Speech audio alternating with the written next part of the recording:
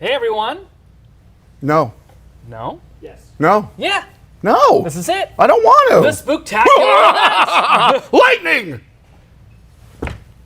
Oh, there it is. There it is. Happy Halloween-ish, everyone. Happy Halloween. Welcome. Welcome to the Sideshow Spooktacular Sculpting Extravaganza. Yes, the Spook Show Sidetacular Stragamanzum. I am Adam Dougherty. And I'm not. Oh, go ahead. No, you're good. I'm Kirk Thatcher. Kirk Thatcher. Right? That's The what it Kirk says. Thatcher. Look, we got people online. So you guys shout out questions and stuff, and I will convey them to Mr. Dougherty. Thank you, everyone, for watching. Yeah. This is going to be fun. We got 2 hours here. Yeah. Start sculpting, monkey boy. This is it. Yeah, this is amazing. Thank you, Sideshow, for hosting this. Yes. This is fun for both of us. Dream. Halloween's a big time for me my entire life. What about you growing up? Oh, this is the ultimate. Yeah, better than This is Christmas? The ultimate. Bigger than Christmas? I don't know. Christmas is pretty great. I know. They Christmas kind would be of the Sideshow toys under the tree. for me it's the Tiki Room and the Haunted Mansion. Like, it's really hard to say which is my favorite. Yes. Because we all know I like to drink tiki drinks. So you're going to sculpt something. I'm going to sculpt something. I'm going to show you guys how to sculpt something for that's people great. who want to learn how to sculpt, don't know where to start. And you're going to be sculpting in wed clay. Wed clay, water-based clay here. Do you know why it's called wed clay? I do. Do you? I do. Ooh. Do you at home? Do you? Well, Disney Imagineering, what used to be called Walter Elias Disney or WED, and they invented a wet clay that was fine enough for detail, but stayed damp long enough, didn't dry out really fast. And this was invented for when they were working on the park. Yep, Back in doing all the 54, 53? animatronic figures and everything. Yeah, started back then, and I think they still make it. I don't know. They don't make it, but they have a company that gets the, I guess the secret formula. I don't even know what's secret about it. But Which, fun fact, Chris Mueller Jr. Yeah. Chris Mueller Jr. He was a sculptor for Disney back when they were right. building He the was. park. Yeah, he sculpted The most original places, sculptor yeah. of the creature from the Black Lagoon head, other components as well, but Funny you should bring up that a creature fun of the Black creature Lagoon. tie-in to Disney and the clay as well. And to the figure that you made. I think I don't know. There's not much info about the original sculpting of the creature. I believe he must have been in wet clay, right? It was water clay. was I'm a water almost sure. clay, But what was yeah. the gal who did the sculpting of? I thought she did the face. Melissa Patrick. Yeah, Melissa concept Melissa artist. Patrick. She didn't sculpt? No, she Oh, did interesting. she did all the 2D illustrations. I thought she sculpted it too. No, Chris Mueller, Chris Mueller. sculptor, along with a whole other team of Right. And there's a huge guy on foot, guy on belly, guy on shoulders. I'm a foot artist. Yeah. Quentin It was all Tarantino over loves the that place. guy. But Chris was in charge of head. He was the head sculptor. He was the head. Literally. Yeah. Well, the reason we're talking a little bit about the Creech is not just because you're a creature kid, but I assume most of you guys know, but if you don't, he sculpted an amazing quarter scale. The new creature premium format Sideshow statue. Really proud of it. It's gorgeous. It's There he is. There it is. Ginormous. Yeah, well, how tall? It's like 24 inches, 26 inches. Yeah, the tall? character's like 20-something inches tall, but then you got plus the base, which is like... the base is stunning. Yeah. And I love that it has piranha. You know, I did so not it's- sculpt the base. I was only tasked... I kind of refused. I was like, Now- this is way too much work. I will just do the creature figure. Because that Wow. is my specialty. It's a gorgeous video of it, you guys. You I should know, do and this that's for a neat. living.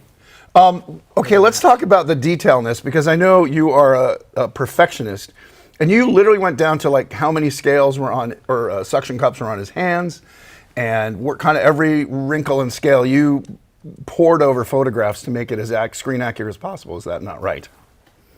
That is right. That is right. That is right. That's not right. That is 6 months of physical digital work sculpting this thing, but it is a lifetime Right. You've sculpted more than one. of studying this character, this specific suit, which is obviously the main suit that Ben Chapman wore in The Creature from the Black Lagoon. Is that your favorite monster? It's my favorite monster. It's the best design. But yeah, I mean, every detail, every section. There's also, like, Ben Chapman had multiple suits. Right. There wasn't just one suit, and each of those suits are slightly different. So did you follow one in particular, or did you There's just kind of do one an in amalgam? particular suit, Okay. the one in the movie. There's the publicity photo shoot wow. suit, which is a whole different scale layout, different chest layout. There's obviously the Rico Browning suit, where everything was scaled down to his little proportions for all the underwater scenes. But we wanted to do Ben Chapman's, the ideal version of the creature in the movie, in water, which Benny was swimming around in the Universal backlock, the lake there. And also in Florida too. Florida was Rico, yeah. So all the Oh, underwater okay, that scenes was Rico Browning. in Waco Springs, Florida, yeah. Now, people are big fans of it. Says it absolutely shows, Adam, your experience is on display here. Yeah, I'm waiting for someone to throw some critiques in there, and I can just shut them down. I'm Yeah. so excited. Come on, you cynics. So you're going to do some sculpting with do some actual wet sculpting. clay, like we said. Now, you did sculpt the creature in ZBrush. This creature was sculpted in ZBrush. This is my first time doing the land creature, the Ben Chapman suit. But yeah, I mean, digital, I've done traditional creature sculpt for probably 10 times at least. I've traditionally sculpted the creature. Starting my career as a sculptor, the first time I picked up clay as a 12-year-old was with wet clay sculpting a creature from the Black Lagoon. I started with the Rico Browning mask. Was what A mask, I did. not the full figure. Yeah. Have you ever done a full life-size figure? No, Well, let's start today. that's a lot of work. I'm kidding. You don't have that much clay. So this kind of clay, water-based pottery clay, you can get it at any pottery store. Yeah. Crazy Wed cheap. clay, W-E-D, not W-E. A lot of people think it's wet clay, but it's wed clay, and it is a wet clay. It's water-based. This is 25 pounds. They come in 50-pound boxes for like $25. Yeah. So affordable. And when you are sculpting with it, because we used this back on Jedi, and well, we didn't use it on Gremlins. Gremlins we did, because they were so little, we did it in oil base. You can just hit it with a little spritz at the end of the day with a water bottle, spray bottle, and then put a wet towel or wet rags over it. Put a bag over it the way it is kind of now, and it will stay that way for months. I mean, I've seen people do big, like dinosaur-sized sculpts and things like that with it, and you just keep it wet, and it smells so good. smells like beets. I love it. It's a very earthy smell because, well, it's basically dirt. I In love fact, it. there's a question if anyone knows, what's the dirt they get it from? Like, is it actual, because it's very fine. That's the one thing about it as compared to like clay for throwing pots and stuff. There's not a lot of what they call grit or grog in it. So it's a very fine clay, which is why it was done for the Disney parks. Because Yeah, you can, it's so it, smooth. and it holds detail really well. Yeah, it's so smooth. And it's fast. Tony McVeigh, who was a friend but a sculptor on Return of the Jedi, he could whip up literally a life-size sculpt in this stuff in a day and a half. It's astounding how fast he was. And Tony's the designer and builder of Salacious Crumb. Salacious Crumb, yes. Salacious That was the Crumb. one character that he just did on his own. The He just best. built it. Yeah, The it was best. great. Okay. So let's see. I'm just seeing if there's any questions here. A lot of spider webs behind our death. Yes, it's theming. It's Halloween theming. So this clay, I mean, I could do a full-size bust. I could do a creature suit. This kind of clay, you could do whatever. You could do a small-scale thing. You don't need an armature. I can just build this up. Like you said, it'll air dry. It'll crack if I leave this uncovered with no water on it. What was your first sculpt? What was your first sculpt ever? Creature thing. It was the underwater mask. I did a full-size underwater creature head. Wow. Just for fun? Wasn't for a Halloween costume or anything. No, it was just me, just me learning. One of my best friends, Johnny Gilbert, who is the leading creature historian and creature collector. He has the largest collection of creature memorabilia. Okay. And he has the largest collection of never before seen behind the scenes photos of the making of the creature, all the movies. Wow. So we became pen pals when I was 12 years old. That's what I was. How old were you when you did this sculpt? So you were around 12? I was a garage kit guy, so I was building my own model kits, painting my own creatures. Yep. Like everyone, we started with the yeah. Aurora creature model, Yeah. the greatest.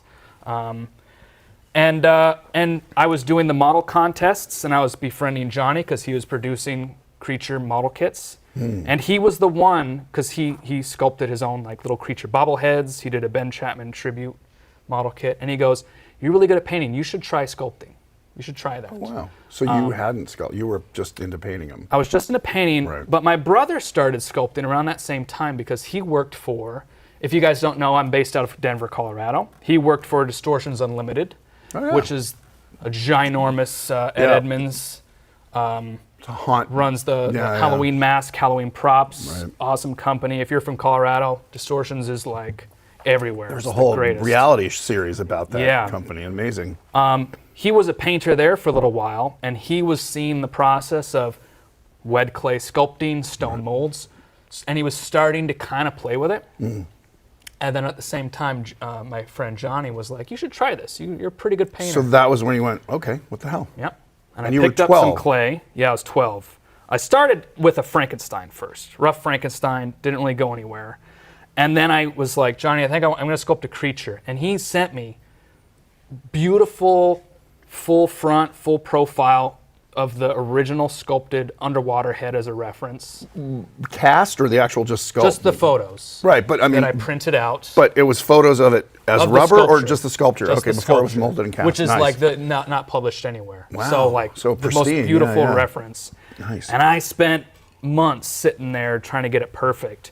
Did a giant plaster one-piece stone molds, and then for a week, one piece? Oh no! just getting yeah. blisters, Yeah. carving that stuff out, trying not to scrape the walls. Yeah, yeah, brutal. Yeah, That but was plaster, not stone. It wasn't like hydrocal or ultracal. It was just plaster. it was just. I think it was just. Yeah, so it plaster. was really soft. It's just, yes, yeah. It was Well, tough. we all started somewhere. But I did it, and it's it's the same material still, right? I'm still just using the water clay, just doing the same exact thing, just a little bit better. Wait, there was another question here. Well, that kind of answers the question. How did you learn to sculpt? Was just by doing it. You didn't take classes or anything. No, and I will encourage everyone watching this right now. If you're in school, get out of there. Drop out now. It's true. I mean, I will say, well, again, the weird worlds that we work in, we're doing creature stuff, and there isn't real. I mean, there are schools. I would say the Stan Winston School is the best place I always to learn. recommend the Stan Winston. Yeah, me School. too. And Insanely affordable. It's got all. you can. They have discounts where it's like $400 for everything they do, and they've got like 300 videos. Everything you want to know. I know we're at Sideshow promoting Stan Winston School, but if you want to learn and you don't want to spend the money to go to a college, and what's great about the Winston School is they show you, or they give links to where to get all the materials, like where to get wet clay and where to get the servos, anything you want, any class you take, and they do have discount. I think like 3 or 4 times a year they'll do a thing where like it's 20% off or something. Yeah. They're great, and I agree. That's where I would recommend for anybody, even if just a casual thing, because you're spending $400 for like 300 classes, and they do cover everything. Yeah, but I grew up in a very artistic home. And, Really? And I that was going to be my question. Were your parents like, this will never turn into anything? What are you doing? You need to learn to be an accountant. No. Those were my For the parents. most part, for a minute there, my dad was like, you should probably get a job. A real job, yeah. You should probably do something just to like make sure you know. And how it to comes do from something. love. It comes from like, I don't want you to be Yeah. a starving artist. Yeah. But it was, my parents encouraged me to actually drop out of high school because I was failing my classes So, because yeah, I was why? sculpting all night. Right. and you found your passion. Yeah, and they were like, I remember them literally going, "Oh yeah, he figured it. He figured out what he's doing."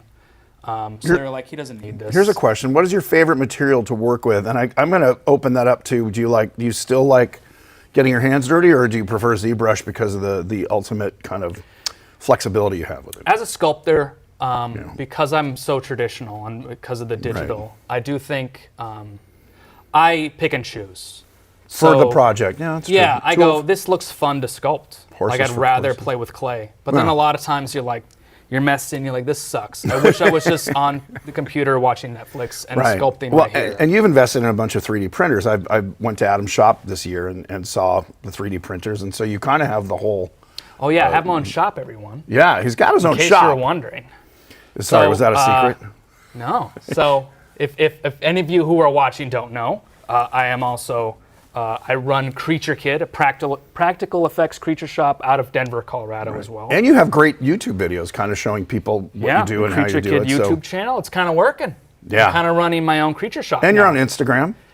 Yeah. You've and got on all the Facebook. socials with you kids, you We have millennials. MySpace. Really? You've got MySpace. For all you people over 50. Someone was asking about what's on my shirt. It's a tiki version of Haunted Mansion by a tiki artist named Jeff Granito. I have a bunch of his shirts, and he does great Halloween-themed things. But let's keep it on point, people. But my hair was done by me. Does the clay dry out your skin? It can.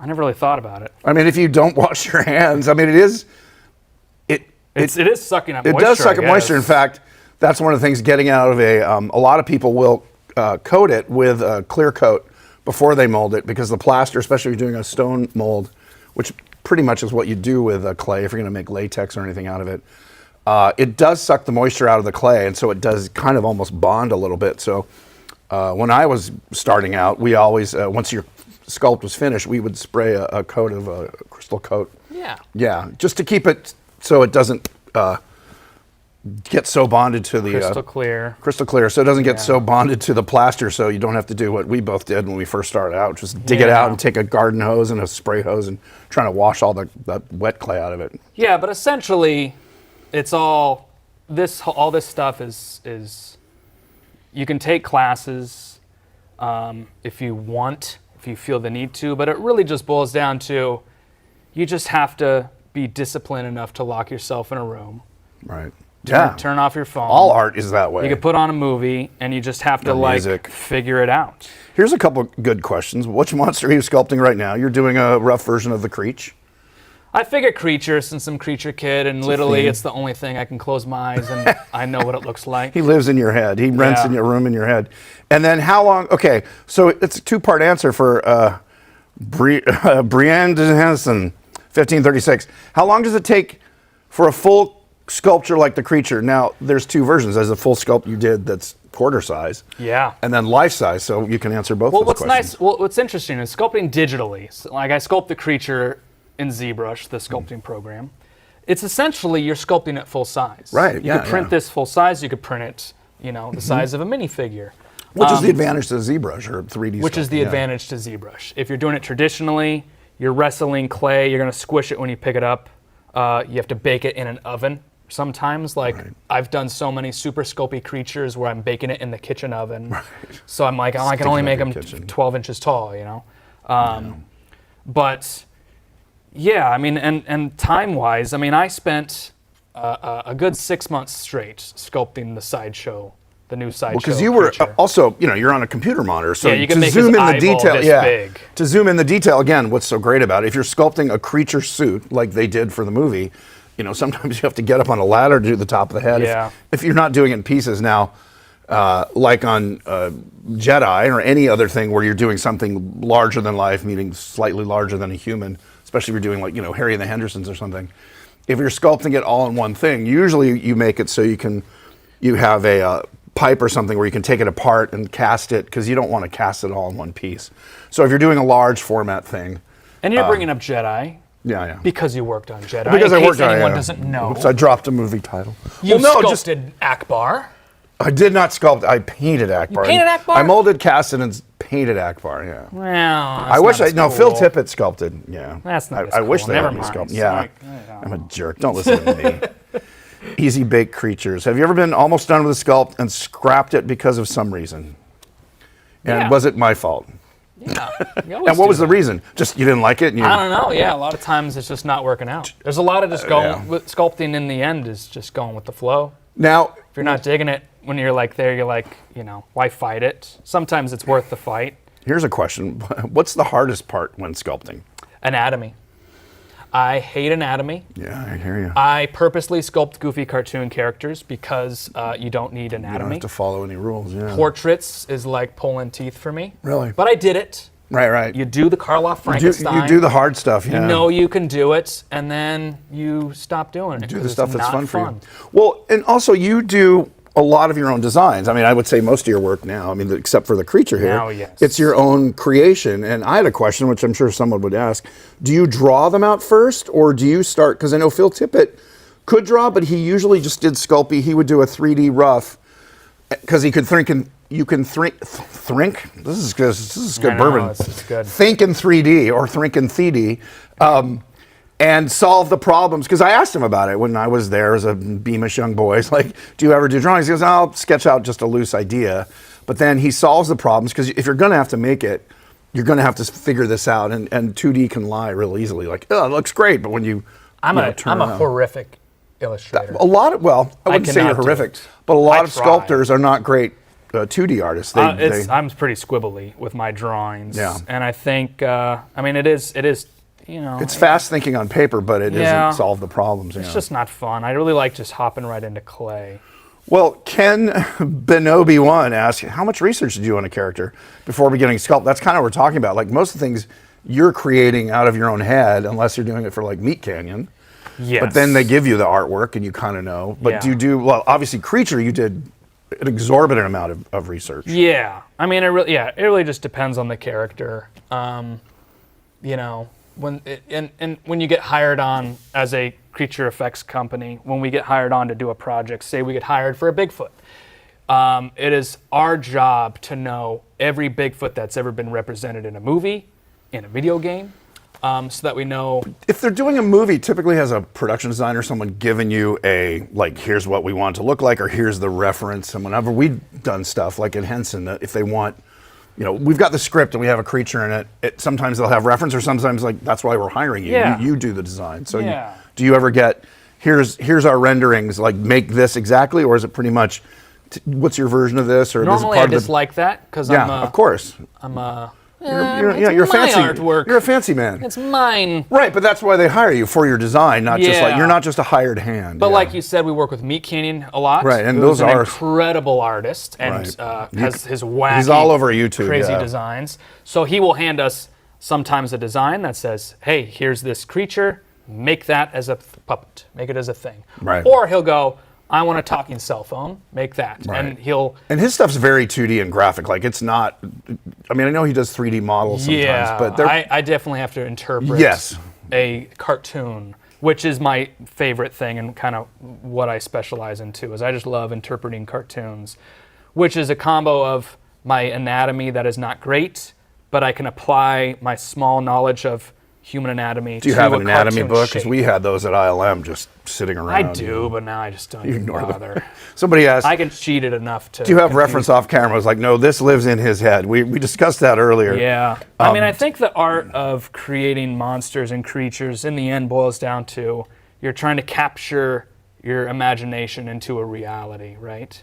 Right. So with that, I think you only need to learn and know as much as you need to be able to close your eyes and picture something and have the ability to create that. Well, and a lot of the fun, I know for me at least, and a lot of sculptors, again, if you're not just like, you know, make it a realistic sculpt of, you know, some famous actor, like a wax museum thing where you just, here's what you need to, no matter what portrait, you got all this. Yeah, it's not fun. But the fun is finding it in the making of it. You know, all the fun is getting there, like, especially if it's an original design and you have something, like you said, in your head, and you're like, okay, but like, what are the ears really look like? Or, I mean, it's all the weird little details that you don't think of when you're just thinking of the creature. But then you get down to it's like the corners of the mouth and where the eyelid, like, are the eyes tilted? Are they? I mean, all these weird details typically is not at the forefront of your thinking when you start actually making it in clay. And then what about symmetry? That's what always screwed me up. Somebody asked, you know, the process, and I think a lot of it is using both hands or going left, right, left, right, left, right. Yeah, if you guys notice.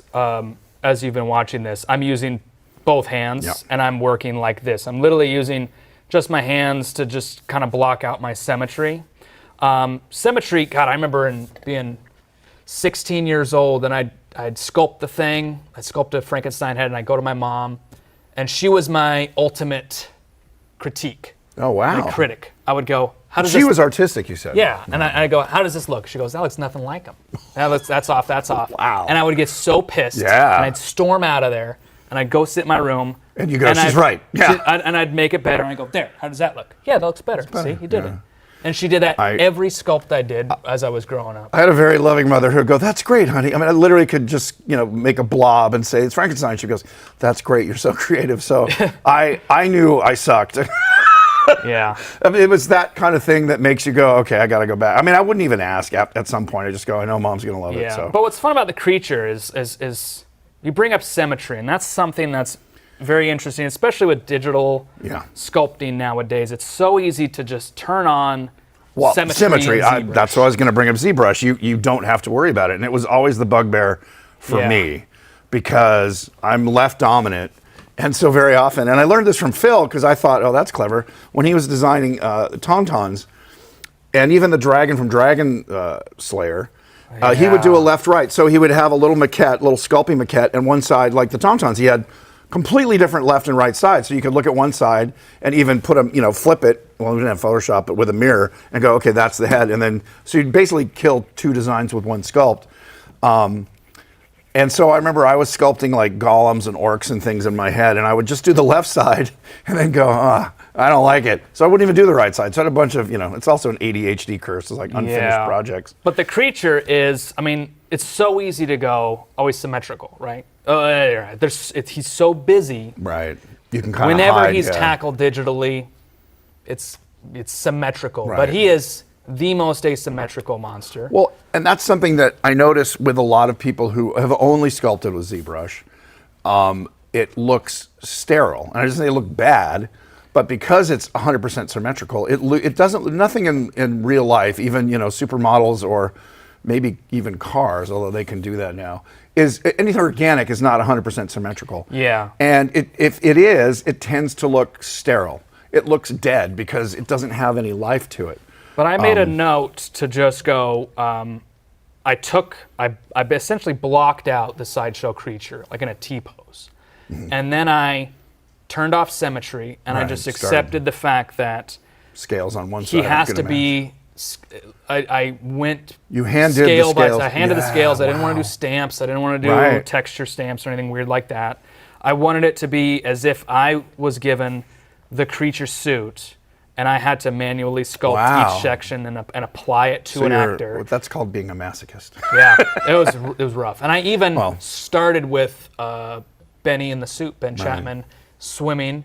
Did the jump, did a portrait of him with his hood on. Got his hands with his little finger gloves. I had him. Wow. Looks like he's trying to breathe underwater. And then sculpted over that. Yeah, to make sure, because even like when you have the portrait of Benny under there, you go, oh shoot, the eyes are like, he would be looking through the little vacuform eyes. That's mental, as they say in England. I mean, that's an incredible amount of detail. Well, that's why it looks so good.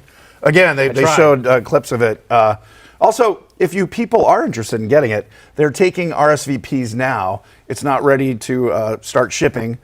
So that you can't order one, but you can get an RSVP of the premium format figure. I'm just saying, I'm so excited. It's on the website at Sideshow. I'm so excited. Yeah, I'm getting one. I'm also getting The Bride. Bride of Frankenstein's my favorite movie. I'm gonna get of course. I know the guy who made it. That's fun. He's gonna give me one. He said for Christmas. Yeah, I'm gonna buy one and then I'm gonna give it to you. No, Sideshow. I mean, I've known Tom since he was working at a model shop. He's gonna give me one, right? Sideshow? Anybody? Hello? Try to get one for me then. It got quiet in here. Yeah. Wait. So somebody asked a good question. What fandom do you want to sculpt? Is there any one fandom, like any series, I guess, or franchise?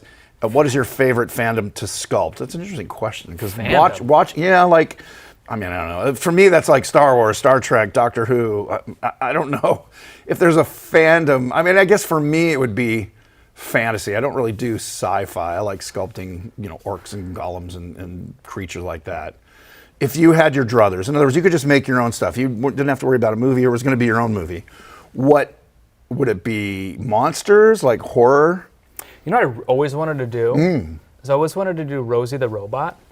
From the Jetsons. But full size, like chrome. But hard surface. That's interesting because I always think it was organic. Yeah. I love. Well, she is very like. Hanna-Barbera stuff I like. Really? I just grew up on that. They're talking to Jim Carrey about doing, a friend of mine was talking about doing a Jetsons movie. That'd awesome. I'll see. I'll drop your name and say, hey, I know someone who will do Rosie for you. Yeah. But I hope they don't modernize, like make Rosie look like. It should look like a realistic version of the character. Well, from the cartoon. Yeah. All right, here we go. Leprechauns and Gremlins. These guys are interesting. Thank you. Thank you, Infinite Snark. That was some not snarky. Let's see. I'm just looking for any other questions. Here we go. Is it hard to work with a team on figures? And does it greatly affect your artistic vision, asks MandyMe3122. Is it hard to work with a team? Well, you would know. You've worked with all kinds of teams. I guess you worked with the Jim Henson team. I've worked with lots of teams. It depends on the team, because very often it's producers or executives who are lovely people, and we love them because they're making our project, but they tend to not have, I don't want to say they don't have good taste, I would say they don't know the process, so they sometimes give notes or things. Here's my example, and it's not horrible, but it kind of gives you the setup. So we're doing dinosaurs, and I designed Earl, the character of Earl. It's the greatest show ever. You're very kind. It's my favorite show. The only reason we're friends, when I first met him, he didn't know I did dinosaurs. He was like, hey, how's it going? And then he found out, and now he calls me every weekend, like, what are you doing, buddy? Dinosaurs is the greatest artistic achievement ever. You were very kind. I was sets. a part of it. I was a small part. I realized my whole career is trying to recreate the creature and somehow get on that set of dinosaurs. I can't even imagine. You were on set, right? You were looking at all that the time. giant refrigerator. Yes. I designed all that stuff. It's just the greatest. Here's what burns my toast. We got an art direction award, a production design award for that show, and it was only for the sets. And I basically gave them sketches of what I thought the sets and things should look like. And I designed all the characters. So anyway, that's showbiz. The best. But wait, somebody had a good question. I thought we were answering it. I don't have ADHD. You have ADHD. You aren't listening right. Oh, here we go. We asked about fandom. The original thing. Yeah, but I bet every age is too young to watch. What horror movies did you like? That was a good one from a while ago. Was there any horror movie? I guess Creature is sort of. Yeah, I was going to say, for running a creature shop and being a monster fan, I'm not the horriest guy. Horriest? I don't think of you as Creature is technically a horror movie. I'm not a gore guy. No, that's different. You were talking about gore earlier. I just want to bring up one thing. If you're doing a portfolio of sculpting, we used to call it the Savini effect back in the day, in the 80s. People would come in with we were talking about Symmetry. People would come in and they do gore, like chopped off limbs or rotting faces, and that's the easiest thing to sculpt because if you just put a skull under there and put some mashed potatoes on it, it's a zombie. So I remember what Phil and other guys like Howard Berger, the guys that run shops, like, can you sculpt a hand? Can you do a portrait of a human? It doesn't have to even be like a famous person, but can you do a face that looks like a person, not some lumpy, because the lumpy monster stuff is easy. Yeah, but I grew up as a fantasy guy. Right, yeah, me too. That's why I like Labyrinth, Dark Crystal, Jim Henson stuff, I love Jumanji. That's just a wonderfully written movie. Did you know there was a children's book? Of course Jumanji, Chris Van Allsburg. Of course I know that. Here we go. What music genre do you guys vibe or listen to while you're dialed in at work? Or do you listen to music? I listen to tons of music, mostly scores though. Really? I'm all about scores. I do that when I'm writing. When I'm sculpting, God, I haven't sculpted in a long time. At Phil Tippett's shop, you want some clay? Yeah, sure. You can get it all in the carpeting here. At Phil Tippett's shop, he put on just bizarre. It makes Dr. Demento seem, because Dr. Demento's more comedy. He put on this weird music like the Shags. Like it's. So I kind of just tune out. Again, sculpting, I never really sculpted to music. I will write to classical music or movie scores, trying to get a vibe. Yeah, I just saw an interview recently, an old interview with Robert Englund, and he's like, oh yeah, like in the makeup chair, I'm just sitting there stuck listening to metal because it's all just all the makeup getting guys in the and vibe. Metalheads and stuff. Oh, that's true. Which is, it also just depends on the project. Like if I'm working on a very serious piece, right, I'll listen to like Pan's Labyrinth score, and then just get bummed out, depressed. Or if I'm trying to get something, we did a pizza pug puppet. It's like a pug pizza monster, right? So I was listening to a bunch of ska music, so it's kind of fun and silly, and I wanted it to be very poppy. So music, I think, affects me quite a bit to where I have to kind of theme what I'm listening to around what I'm creating. I use it more for writing and drawing. For sculpting, I don't know. I guess I get and again, it's been a long time since I sat down and sculpt. I've literally probably 25 years. Really? What have you been doing, man? Writing and directing. I know. I want to get back to it. Also, I don't know if you guys noticed, I switched to, I'm right-handed, so right's my dominant side. So I kind of block out my symmetry partly just to get the ball rolling. And then what I do is I switch to just doing half of a face. So if you look like that looks terrible, just to make sure I'm going down the right path. Right. And I'm going, oh yeah, that looks pretty sick. And then I'll match the left to it. That's what I was saying. I'm the opposite. I do the left and then match the right to it. Really? Well, you're not left-handed. I am left-handed, yeah. We talked about that. Okay. I'm left-handed, see? Look at the muscles there. Oh, wow. Look at this little twig.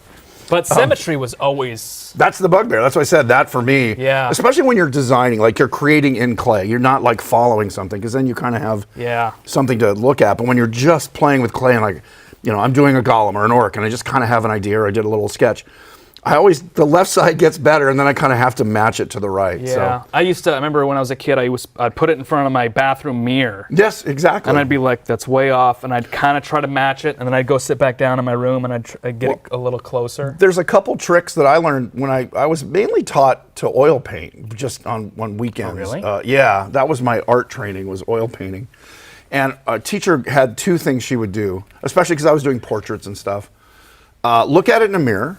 So it works great with sculpture too, because then you flip things and you suddenly your dominance has no strength, or it looks weird. Like, oh my God, in the mirror, you notice a lot of flaws that you don't notice I guess because of the way our brains are wired. The other thing is something called a reducing glass, which is the opposite of a magnifying glass. Instead of making things bigger, it pushes them away. And so you could sit 3 feet from your painting, and it's like you're 12 feet away, and especially if you don't have a 20-foot studio. And it reduces things, and you can see things you don't see when you're up close looking. You get lost in the forest for the trees. And both of those things help with sculpting. If you look at it from a distance, keep spinning it. I mean, he's doing a bas relief here, but while you're sculpting, keep spinning it, because you can get so involved in a detail on one side. I know that well, I don't know if you do, but that can happen. I wasn't listening. I'm sorry. Yeah, I'm just blathering. He's sculpting. If you guys don't know this, I'm doing the underwater creature head, meaning Rico Browning's mask, which was scaled down from the larger Benny design. Obviously, it's, you ignore the eye, but Rico's mask had a bulbous lip that tapered here, nice round corner. His eyebrows were more angry looking. Benny's creature, very straight lip, curl. This is stuff no one will notice, but I'm just letting you know. That's why you're here. I can look at this and I can go, that's Uncle Gilbert from the Munsters. So he just needs a little fedora. Speaking of creature designs, what do you think of the Creature Walks Among Us design? I mean, It was such a weird concept. It's pretty genius, but The design it's just was not weird and lumpy and not great. Yeah, what are you gonna do? I would grab clay, but I need more brandy. This is not brandy. This is bourbon, and it's good too. Woodford Reserve. Shout out to them. Why were there two different suits in the movie? Well, as he said, there's an underwater suit that Rico Browning wore. Well, I mean, I'm not the historian, but I can go. They were filming at the same time underwater scenes because there's so much underwater stuff to shoot. Right, yeah. Universal's backlot. Oh, so they were doing simultaneous, like a second unit. Second unit. Effects unit. Universal's backlot, the under the lake. It was a man-made lake, so you didn't have the seaweed and fish. Florida had all that stuff. So they had Julie stunt double. But why didn't they just make swimming. Castings out of the same suit? Or because it had to fit a scuba tank and everything? Well, Rico was as the ultimate diver. He Right. did all kinds of TV shows and things back then. He was So an was- incredible swimmer. Right, so it was he made could hold to his fit breath. him. Oh, so it didn't have a tank in there, or did it? No, they had a hose they were always bringing to him. Oh, okay, so Yeah. what do they call it? A buddy diver. But he off was camera. like 5'6". He was a Right, little right. guy. And Ben Chapman was like 6'4". Oh, really? Yeah. Interesting. So like obviously the chest plate is the most obvious thing. Benny had 3 chest plate pieces. Rico, they literally just removed the center section and shoved it together. So the underwater suit has a split right down the middle, shrinking the torso. But the head, like the Ben Chapman head, is even just in person, it's giant. Right. So Rico's head, they just had to scale it down. And, I'm sure they just, I don't know why it's so different looking. I think it was just they probably had the castings of the land kind of out the door. Sure. And they were like kind of working on some underwater stuff. And they're like, no, or maybe there's a different order. No one's gonna notice. Yeah, I know. Well, you couldn't stop a movie and freeze frame it, It was such a and minor thing then, right? And now it's like burned in everyone's brains, or at least mine. Okay, here's a couple things. People are enjoying watching this. But has anyone ever been unhappy with your finished sculpt? Oh, I hate. You hate yours. Everything. Every I've ever artist done. hates the thing they do. Yeah. I can look at any piece and just hate it, and I see everything wrong with everything. But that's being an artist in general. I think you will always be unhappy with your stuff, and it's always the pursuit of how do I figure out how to do something that I'm happy with. I think all artists are just always trying to get better. Yeah, I mean, if you do something and you're like, this is genius, done. then you're an a-hole. Yeah, you shouldn't. You're probably doing something wrong. Here you go. This is a good question, and we were just kind of covering. Is it hard to say when a piece is finished? Do you want to keep going back and fixing it? Yes. Yeah, I had to stop the Sideshow creature because they were like, Adam, you're taking long. Are you almost done yet? And I was like, this is I would say look at George Lucas as an example. Yeah, right. Because he keeps wanting to fix Star Wars movies. I noticed that the gills, Master Daemonic says, I noticed the gills come later. Is it easier to add those little extra details? Yes. Yeah, I mean, this is obviously a relief, so I'm just working with a board, and you know, obviously the face of the creature is the first thing to nail. You get the proportions down. I mean, this is just me sculpting, just winging it, but you know, and I'm also doing the gills last because they're so thin. This is going to dry out in an hour and crumble off, so I'm working with my bulk to get it where I want, and then I know where my gills are being placed. Here's some good questions. Well, and here's some info. Anthony Mestis is the painter of the base, and Jorge Villar sculpted the base. Jorge Villar sculpted the base. Or I guess Anthony painted the whole thing, right? Yeah, Anthony painted it all. Anthony painted it all, Anthony Mestis. Well, Jorge sculpted the base, which is beautiful. It's those stunning, bubbles yeah. and those fish. Amazing. I tapped out. I was like, I can't sculpt fish. I'm not good at it. I don't do fish. I can't do that. I just know the creature in my brain. Here we go. Here's another good question from Mandy Me 3122. How has technology and/or material advancements allowed y'all to push the envelope? I mean, everything we do is 3D printed now. It's incredible. I think 3D printing. Well, ZBrush, first of all, because you weren't. Scale didn't matter and materials didn't matter. But also, what's fascinating is what AI 3D generating can do now with a 2D image. I mean, there's programs where you can upload a photo and it will generate a 3D model. Frightening. I mean, I love it. It's great because, like, I want to take some of my old drawings, even like dinosaur stuff, and just go make this a 3D model and then throw into, because it's an OBJ file, put it into ZBrush and tweak it. It's terrifying. Yeah. I mean, I would never just go make me a dinosaur. I would say, here's my drawing, or here. I would use it as a way to speed up the process. It's terrifying, but also I go, there will be a time when you can upload stills of the creature from the Black Lagoon, and it will generate the most accurate 3D representation of that character. But you didn't cheat like that. No, and I was tempted. I was tempted to 3D scan the land head, 3D scan some feet and hands. I could see that for a mask company, because then they could say this is basically a yeah, this is it. But I wanted to prove to myself that I can sculpt the creature as I see it. And in the end, all of this boils down to, at the end of your life, you want to be able to look back at the things and the talents that you developed over your life, what you were able to achieve with the time you were given. And I want to be able to go, yeah, look at that. I sculpted that. Not the base, not the fish. Yeah, I didn't but do that body right there I sculpted. I didn't paint it, though. Yeah. Anthony Mestis painted it beautifully. Tony messes to his friends. Big Tony. Here's a question. You are creating a hollow-looking eye by layering. Well, because the eye was a ball, essentially, right? Come on, Kirk. Is that how you always do it? Ben Chapman's mask had the eye. Right. The underwater creature mask didn't have an eye, so Rico could see underwater. There you go. Well, it's not me. It's somebody asked this question. But Rico needed to see. He was swimming under a freaking. So really, it had no eyeball. It literally was hollow, so you could have Rico's eyeball right. Just painted black so it wouldn't show up. Yeah, I think they painted it. I think you wouldn't they want did to see a human thing. eye in there. Oh wow, I never knew that. I think they did, but I learned something today. Yeah, he was just years old. He just didn't have, and like even Ben Chapman's mask, there's essentially a little socket here, and in between shoots they would remove these little vacuforms so you could see, and then they would Jack Keevan would pop in the eyes. I mean, Jack Keevan was the leading, basically. He helped Benny get in the suit every time. He was kind of running the shop along with Bud Westmore and stuff.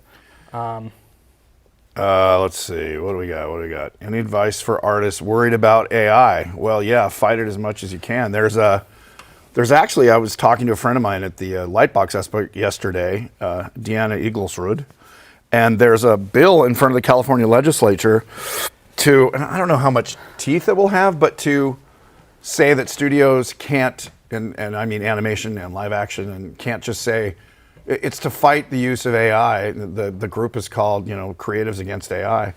I don't know how. I mean, I think then they'll go, great, everyone, we want to work with us, move to Las Vegas or move to Nevada.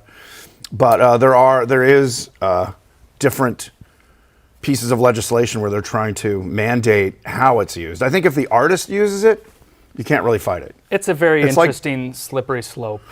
It I don't is. know is this a conversation? I don't Well, know if no, this is a somebody asked, and I'm conversation. like, it's a whole probably thing we don't want to go down. But no artist I know is like, yay, AI, like to take my job. But it is useful, like you were just saying. If you want to take my drawing, if I have dinosaur drawings I did, I want to scan it and say, okay, make this a 3D thing, and then take it into ZBrush to kind of like not have to start from scratch. Like to me, that's useful, and it's kind of grunt work. But if I said, design dinosaurs that look like the characters from dinosaurs, and I feel like, well, A, it's no fun for me, because I'm kind of cheating. The fun, as we were saying with the clay, is the finding the character and finding the all the little details when you're making it. But I mean, all I know is I watched that amazing ILM documentary on Disney Plus, and if you just shift the conversation of practically doing the Creature effects of effects, Star right. Wars and the changes that were made when CG came in, and you just go, okay, now it's CG and AI. Right. It's the same exact thing. It's literally the same exact thing that's happening. It's just repeating itself. Right. Well, but I will say with AI, the way that I think people are asking is like you're taking the artist out of it completely. It's just what it's scraped from the internet. Like I was talking to J. Scott Campbell, who we did this with 2 months ago. And I was saying, has anyone taken your art, like, because there's such a huge body of his work online, and fed it to the AI and said, do a Spider-Man or do a whatever, draw a portrait of my girlfriend and I, but like J. Scott Campbell would. And he said, yes, they're doing that, and it's garbage, because there's no J. Scott Campbell, but it is getting better. As some guy I follow on YouTube, he says, remember, this is as bad as it's ever going to be. So it's daunting, but I think artists, at least in my lifetime, which is, it's not coming to a close, hopefully anytime soon, but I think artists will still be there, at least to curate it. That's what I say. Because producers, most of them don't have great taste, which is why they're producers and not artists. And if they just typed in AI, right, design me a good monster to fight Godzilla, I don't know if it'd be any good. Yeah. But I've also seen artists design monsters to fight Godzilla, and I don't think are very good, but that just comes down to taste. Yeah. So it's that weird thing, is like, AI has taste derived from all the artwork in the world scanned in, but so's our taste. Like, what sculptors, artists inspired you? That was a question earlier. I think is a good one. Like, I don't know if they're sculptors or just painters, or who'd you go, I love their work. Growing up, you have you got these guys, you got Chris Mueller's work, you had Jack Pierce's work. Right. So as makeup artists, Yeah, Lon Chaney's work. What about You have 2D those. artists like Frank Frazetta and comic book artists Jack Kirby? Chuck Jones. God, Chuck Right. Jones was like the best. Well, yeah, particularly your style, because you like kind of like dinosaurs, that Yeah. kind of what is called cartoon reality. Were there any other artists? Rick Baker. Always wanted to be Rick Baker. Always wanted to be Spielberg. It's what it always is. Are there artists that aren't famous filmmakers, or that people you found on Instagram or something? You're like, oh my God, I love his stuff. I have a few that I'm like, wow, the work is amazing. In fact, it's so good now. I was at this Lightbox Expo, and there's all these concept artists. Most of it shades towards animation, but there are people who do real good, like realistic sculpts. Yeah. And they're amazing. And I'm like, thank God I got the job when I... I mean, I always grew up as a classic monster fan and as a Garage Kick guy. Jeff Yeager was like your go-to. I wanted to grow up to be like. What about Jeff Rob Yeager. Bottin? He does kind of cartoony, like dinosaurs is kind of the Rob Yeah, Bottin. Rob Bottin, Steve Johnson. I mean, it's fun because as my career has progressed, I've got to be fortunate enough to meet some of these people. You being one of them. And work with these people. But I, of course, Still haven't met Rob Bottin, though. I'm hunting him. he's hiding. That little He's jerk. hiding. He's somewhere around here. You got to hang out in Pasadena or No. San what is it? Someday I'll find He him. lives in the east part of LA, in the, what is that, San Gabriel Valley area. I saw him like 10 years ago in Pasadena. He's still Rob. He's a big still guy. Rob. Tell, hey man, how you doing? He's, kind of like the dude. The level of multitasking is amazing, sculpting and listening and then answering questions. I think that comes from, like if you ever watched any artist, Drew Struzan or something, shout out to Drew's memory, he just passed away sadly. He could talk and be drawing because it is two different parts of your brain, but specifically chatting and sculpting. It's probably Especially, this is some casual. level of autism as well, I'm sure. Definitely. It's definitely something. I think the more I learn about autism and ADHD, I'm like, oh wow, that's my personality. I thought I was interesting. Sorry, I'm trying to scan down here. That's very pokey. Trying to get all your great questions. Oh, Also, here we if go. you guys haven't noticed, 90% of the time of sculpting, you're squinting because everything's blurry. And then you have this big old spotlight here, so you just see darks and lights. That's the bourbon. So you can kind of like, I don't know, like things look totally different when you squint. So in the shop, when I'm sculpting anything, like my face is tired because I'm just squinting the whole time. You do need eyeball Just breaks. looking at shadows. It's all shadows. But you're also looking at a computer monitor now. If you're doing it in ZBrush, right? Yeah, that too. That I find I had to get blue blockers. My glasses all have a yellow tinge to them because looking at screens all day, just whether I'm writing or even directing animation or drawing or painting, I get eye fatigue, which is good to take breaks because you want to have them last longer than you're alive. And then what I'm doing now is I'm essentially I'm starting to work on my left. I like my right. It's kind of getting there. I'm going to catch my left up, and then I'll refine it from there. I'll kind of go back and forth a little bit. That's his left. My left, your right. I'm always right. We'll be here every night, folks. The new Two Stooges. Here we go. Let's see. I can't believe it. I'm putting Rob Bottin. But be a good opportunity. Here we go. People are very happy with what we're yakking I about. just bought these clothes too. They're so nice. So Frank Leone's 7685, not to be confused with Frank Leone's 7684, asks, Adam, will you be auctioning this? And the answer is no. No, it's going to dry It's out. going right in the trash can. Yeah, I actually asked the Sideshow folks, are you going to auction this off? They're like, nah. I mean, it will be water clay. It'll be dust in about 2 days. But what you would do is I would do a stone mold on this if I was doing a rubber final product like latex or silicone. It could be a stone mold. You could do a silicone block mold on this and make this out of resin or a hard material, soft mold, hard material. Oh yeah, it's hard water clay. material, soft mold. That's another thing. When you get into molding, it's a whole technical thing. Which it's all on YouTube for free. It is now, pretty much. And Everything Stan Winston School is on YouTube for free. Stan Winston gets really detailed. If you're good and you need that extra push, good point. Everything else, sculpting, mold making, painting, it's on YouTube for free. You email people now. I mean, I was emailing people when it was hard to email people going, what material is this? Right. How does this look? What's wrong with it? And people are always kind enough. Yeah. I still get emails all the time where they're like, how do I start? I'm like, you gotta get clay. You gotta get freaking... I also brought, no one's noticed, I haven't picked up a tool yet. Right. We're not at tools yet, but the tools I brought are popsicle sticks, some sharp pointy sticks, one regular sculpting tool, which we 90% probably won't use. You don't use loop tools. I used a lot of loop tools. I do. Oh, okay. I just noticed. But I wanted to show that it's literally not necessary. Right. You do not have especially to. this scale. You do not have to. If you're doing a model kit size, like 1/6 or smaller, you just gotta pick it up and do it. And that's kind of true for most art. The best way to learn is to do it, and then once build a good portfolio. Well, also, once you do it for a while, you kind of learn what you don't know, then you know the questions to ask. I think when someone goes, how do I get started? Like you said, get clay, start playing around with it. And then you can go, oh, how do why is this? And you kind of get into why does this portrait not look like this person? That's, and then you go, well, you did this wrong, you did that wrong. Let's see, what else we got? This is going right in the trash. It was a quote. Scariest collectible. Since you mentioned Drew Struzan, what was your favorite Struzan movie? Well, it'd have to be Muppet Treasure Island because I wrote that. I love Muppet. Muppet Treasure Island is my favorite Muppet movie. Thank you. It's kind of your age group. It's my favorite Drew Struzan poster. It's my favorite Drew. I mean, I love Drew, incredible. And Drew was a friend, and it's very, very sad that he passed. But I could not afford the Muppet. I don't know. Somebody probably owns the Muppet Treasure Island poster. But what a legacy of freaking work. And that's another thing that's beautiful about the physically making something is you left a legacy of things you're capable of doing. Yeah. Jim, when I was working with Jim Henson, loved Drew because he did the first Muppet movie poster, Muppets Take Manhattan.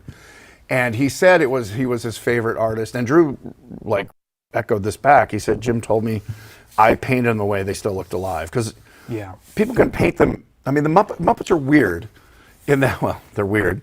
But because they're a dead thing, and usually with someone's hand in it, they look alive. If you get the people who do the Muppet posters where they're essentially stuffies, there's not a perform in them because they're full body. A lot of the Muppet movie, it's really hard. Work goes into posing them, the angle and the lighting, so they don't look like a wax figure essentially. And Jim said Drew painted them so they still had life, and Drew was very proud of that fact. People love Muppet Treasure Island. Thank you. Oh, Hook. That was a great one too. Let's see. Well, let's talk a little bit about. So you grew up. Your parents were supportive. When did you get your first gig? I met you at Monsterpalooza. Character. But before that, what were you doing? Like, how did you get to Monsterpalooza and all that? I started going to Model kit shows? model kit shows, Right. Wonderfests. Wonderfest. In Oh, Louisville, really? Kentucky. Went to. Yeah. But Mad Model Party? yeah, I was going to those shows. I was entering the kids model contest. Sure. And I'd be smoking them. Yeah, well, you were 25, so that Yeah. Little jerks. You're just short. I'd be be Rain Man in them. Okay, I'm told that we're having audio issues, so we're going to take a little break. So watch this beautiful The video. Universal Monsters are really the original pop culture icons. They were always the staple. The music, the cinematography, the makeup was revolutionary at the time. I mean, this was a very early formative stage for horror, true icons of film history. We started with that property at Sideshow. Here we are, 30 years later, we're revisiting premium format. When we first did the Universal Monsters, everything anyone was sculpting was traditional. Everything has changed so much in the last 30 years. Being able to take that experience and that depth of knowledge now and revisit characters that we did early on is super exciting. We're really thrilled to be introducing our first figures in our line of Universal Monsters, the Metaluna Mutant, the Creature from the Black Lagoon, Frankenstein's Monster, and the Bride of Frankenstein. Everybody that's been involved in these iterations have ties to those characters. All the techniques and processes and production, everything has changed so much in the last 30 years from when we first did the Universal Monsters. With the change in technology with digital sculpting, that allows you to really go in there, tighten up details. The weathering techniques have changed, the fabric quality has changed. The way that we lay down paint, the way that we understand and build layers has changed and grown as well. I mean, to see these come and be executed the way they came out, I think people are going to be so happy. I want them in my collection. In the making of these, we always will mock up digital clothing. And along the way, we looked at it and we're like, well, this is really cool too. Well, maybe customers will like fully sculpted and maybe some will like it with the fabric costuming. So we said, okay, let's make both. There's a constant resurgence of love and passion for these characters, and I think what fans are going to be most excited about when they get their eyes on these is how much more we've been able to do with these characters to bring them to life.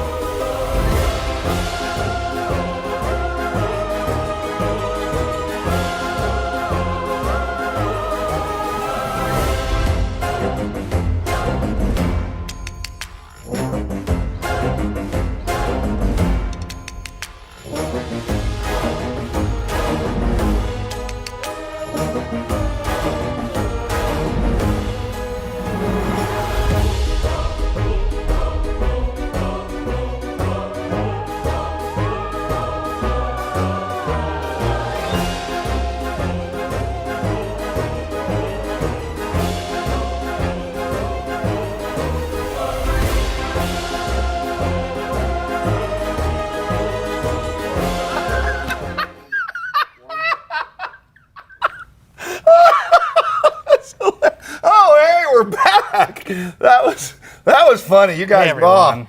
man, you missed it. But we're back, and he's still been working, and just the funniest story. But yeah, it's probably not. You guys wouldn't be interested. Anyway, so that was the halfway mark. Was it halfway? Yeah, it was halfway. Look at you. You're on fire. I'm having fun. He's having a good time. I forgot I like sculpting. This is really cool. Because you're not at a monitor anymore. You're getting your hands dirty, I know, man. it really is. Sometimes I forget how good I am at creature. Not to toot my own creature horn. Well, if you're going to toot your own horn, it should be the creature, man. I will say, I do love creature so much. I'm pretty pumped I can memorize. I have it memorized. I am not drunk AF, Lotus Blom. I'm only slightly drunk. Actually, I wish I got drunk that easily. I gotta move on. Be cheaper. I'm having too much fun with the right side, and I always do this. I kind of always ignore this, and I'm like, this is great, and I'm like, oh shoot, I forgot I gotta do this side. Yes. Well, again, that's why I said symmetry, especially in actual clay, is the bugbear. It's the hardest thing, and it's again watching people. Like again, I use Tony McVeigh as an example because I just watched him work for 3 years. And he's so fast, and you'll see good sculptors when they're doing just a portrait head. They do a cross line, like the center line, boom, and they kind of work off of it. They do the Amateur. Yeah, amateur. Amateur. They need guidelines. You just squint. and you kind of go, yeah, that's symmetrical. The Dougherty squint technique is what this is known as. You don't need tools. You don't need lines. You just kind of have fun. That's why portraits aren't fun. Wait, they're saying that the mic is still tweaking. Is that true, you guys? This one? It says, wait, guys, mic is still funky. Kind of. Kind of. Whose mic is mine or Adam's? Yep, we just have to deal with it. I don't. You guys have to tell me, but we're going to keep talking. It's what it is. The mic got drunk because I spilled some on it. No. There you go. Okay, so we were talking about you were doing model kit shows, entering as the kid, tearing it up, and you were painting your own kits. Do you paint your own stuff now? Somebody asked that earlier, and I wanted to ask. Yeah, I paint my own stuff still. When you're doing something for Meat Canyon or your own design, you will paint it, or you like. We have a wonderful painter. Right, that's Mariah Kearns why I is the asked. shop's lead painter, and will you do a mock-up so she kind of knows what to follow, or it's in the design? usually it's in the design, but. What's so fun about being a shop owner now is, I was an employee at creature shops for a while. Oh, and what shops? Can you say what shops you worked at? I will, but let me finish this really quick. No, I won't. But what I tell everyone, especially people who come and they go, how do I want to learn this and stuff? And I go, well, you build up your portfolio as well as you can, and then all of these shops, go online, find KMB's website, find. Legacy's website, find Spectral Motion's website. Right. They take interns. If your portfolio is good enough, you'll be interns. Start sweeping the floor. Well, and that's how I got people like, how'd you get Jedi at 19? I knew how to make a mold. I knew how to cast something. I knew how to pour slip latex. I knew how to paint. My strongest skill set, because I was trained in oil painting, I knew how to paint rubber cement paints on latex. And so you have those basic skills. Sweeping the floor, running a Xerox machine work too, but they probably will give that to a niece or nephew or the kid next door. Yeah. What they want is people to do the grunt work that, Phil Tippett did not like molding, casting, or running foam. He'd done it when he worked back at Cascade and places like that. But so the grunt work it's like being a PA on a set. If you know how to make a Starbucks run and run the Xerox machine, any movie studio will hire you because they need people to do that, and usually they do it for one movie and they get promoted. In creature stuff, or they're saying my mic is having the biggest problems. Okay, well then I'll start talking. Yeah. So what my point was that I started out learning the trade. My bosses teaching me things. The people I was around veteran painters and veteran sculptors, and I was seeing Andy Burkholtz over their work. I was working with Matt Rose, and it was like the greatest thing ever. And now, as the owner of Creature Kid, and I bring in these young artists who want to learn this stuff, but are unable, or they cannot afford to live in LA, or they can't, get their foot in a door at a shop like this. Mariah Kearns went to cinema makeup school and was an incredible artist, and now she is as good as a painter as I am. So I know at this level I can give her a piece, and the paint job would look good as good as if I did it. So I'm stepping away from painting silicone things a lot because now there's someone You trust. who I trust and who's good enough to do that. Sculpting, nothing quite yet, but we're getting there. What about roughing in? As 'Cause far as finding a sculptor who is my style, but I do love the sculpting process. Is one of my favorite things. We do work with digital sculptors. Right. You know, and for large movies, I'll hire out a sculptor here, a sculptor there, and what's so cool is no one has to live in Colorado and has to be local. I work with an incredible Monster Caesar on Instagram is an incredible sculptor out of Canada, digital sculptor, and I trust Caesar that guy. Dacol, yeah, he's amazing. That's his name, Caesar Dacol. No, that's not Monster Caesar is a different guy. He's out of Canada. Is he? Yeah, I think There's only it's one sculptor in Canada. named Caesar. No, it's a different guy. Really? Okay. Wow. But Sorry. It's incredible with the digital stuff because like our mechanic is in LA and he's working with the files of a sculpture that I did in Colorado. And then, I hire I have a sculptor in Argentina and I can work with all these artists and then we output it in my shop and we paint it in my shop and we deliver the final product there. But being a shop owner and teaching these kids how to do stuff and seeing them develop their skills like I develop my skills is definitely really, really fun. And I get why people do this kind of stuff as far as running a shop. When you were working with Matt Rose and the other guy you mentioned, Andy Burkholz, Norm both amazing. Cabrera, Yeah, Norm. my God, just incredible All artists. amazing sculptors, incredibly humble gentlemen, nice guys. Did you see things they did, and two questions. Did you ask them questions like, how are you doing that? Or did you just kind of absorb it by watching? I kind of just like watching. And did you pick up tricks that they would do, even just like, using alcohol on, and kind of scrubbing it down, or even a texture Yeah, there's technique? tricks. I would reach out to like Jeff Yeager and I'd be like, how do you do this with Super Sculpt B? And I'd asked artists, Steve Riojas, who's a amazing painter out of Denver, Colorado, who I grew up with. I went to high school with his daughter, and she was like, oh, my dad paints models too. And he's painted tons of stuff for Sideshow over the years. He taught me how to use an airbrush and how his technique works. And I remember being like 16, just sitting in his garage as he's painting Sideshow prototypes, and I'm going, how you doing that? Like, how you doing? Oh, the masking of the layering and this, and that's how you get a text like a suit and a tie painted without jacking up this part. So it is just working with people who are very gracious with passing on their info and helping people out and critiquing work. Seeing Matt Rose sculpt with he was just so light-handed. Right. But everything he did was like so precise and beautiful with a rake and stuff. It was incredible. So he used a rake a lot for like hashing Yeah, and he's just smoothing sitting things there, out. but it's not like, you see guys who right. are pounding like this, but he was just kind of like doing this kind of stuff. It was incredible. A rake is literally like a hand, a claw with little metal tines on it, like a fork bent over, and you can. A lot of people use it to smooth out a large expanse, because when you're just laying down balls of clay and stuff with your hands, and it's interesting.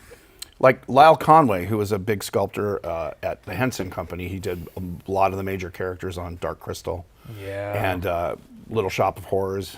He sculpted with little balls of clay. He would build like pixels of clay. He would make little pea-sized balls and just work really fast and lay it all out.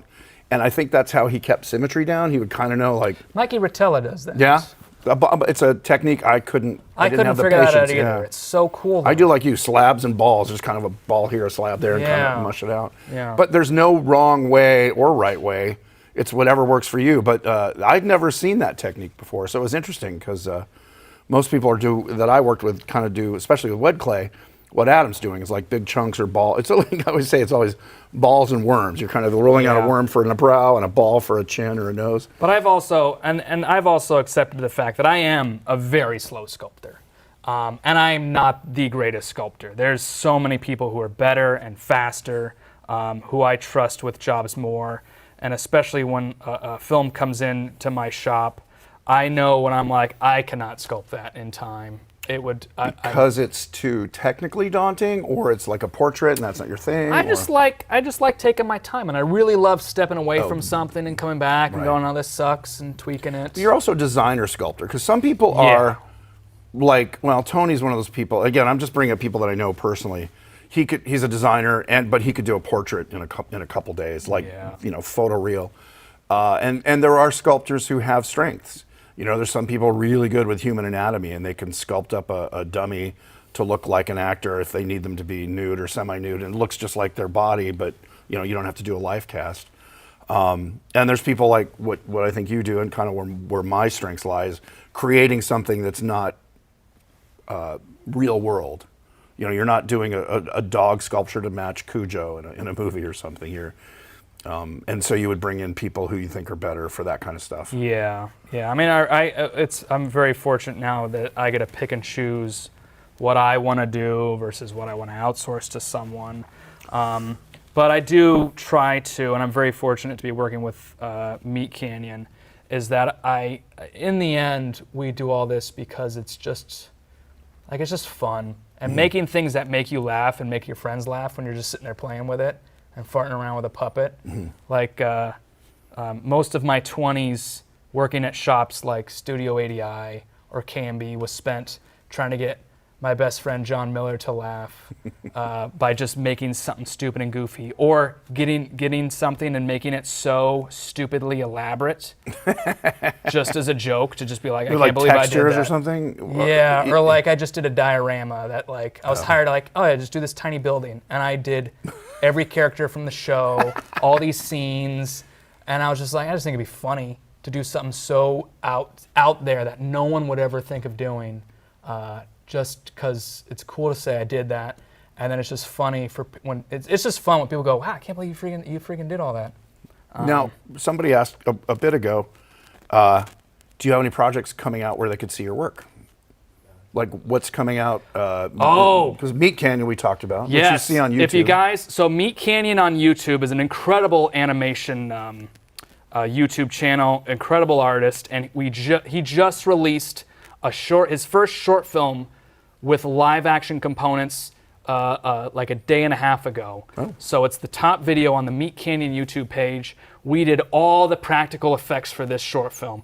We did hyper-realistic throw-up head of him. We did a full-body monster costume. He morphs. There's a mutant bug-like creature in his cellar. There's egg sacs opening up. And it's also interesting is that he is combining 2D elements in these, like Roger Rabbit style, where he opens these practical effects goo alien eggs, and there's two-dimensional cartoon characters that he pulls out of physically made creature elements. Oh, wow. It was the coolest opportunity, and we did like 4 months of work for like a 13-minute short film. Wow. Does that have this big-headed character? Or is that he's like a big potato monster at the end. Yeah. The designs were incredibly done. And everyone in the shop worked their butt off. I mean, we were doing weekends for a month, full month of just so much work. But and then he splits open into a cartoon. Spoilers. Oh my God. And he's just a YouTube creator who's done so well that he can make his own. Oh, he's incredible. His storytelling. And you guys have a tight relationship now. You've done a bunch of stuff. We've been working for a while now. Your patron almost in some ways. He found me through my Grunkle Stan video on YouTube, which is my one viral one-hit wonder on YouTube that everyone saw. And it's hyper-realistic Grunkle Stan taxidermy head from the show Gravity Falls. But yeah, I mean, it's the most incredible opportunity working with him as a creator, and just the stuff he has us do. I mean, it's literally why I got into this business is to do silly, funny Jim Henson style creature effects. It's fun. I mean, that's one thing I love about YouTube is that it's allowing just creators, if they're successful enough with their first thing, they can kind of make stuff and then hire other creators to. Oh, it's the greatest. Do you have your own? This is my question. Nobody asked this, but do you have your own idea for a characters or movie or TV series or even shorts that you would love to do if you had your druthers? If money or making a living wasn't an option? So I'm trying to juggle my own storytelling, puppet making, filmmaking.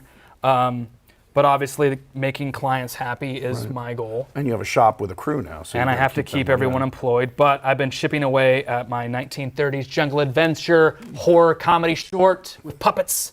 Maybe if you did a Kickstarter. Oh no, I already did. Oh. It's already been there. But Did it get funded or no? Yeah. Oh. Money's already gone. Yeah. Very expensive puppets. You didn't ask for it. But they are beautiful. But it's the animatronic work is done. The puppet fabrication is just about there.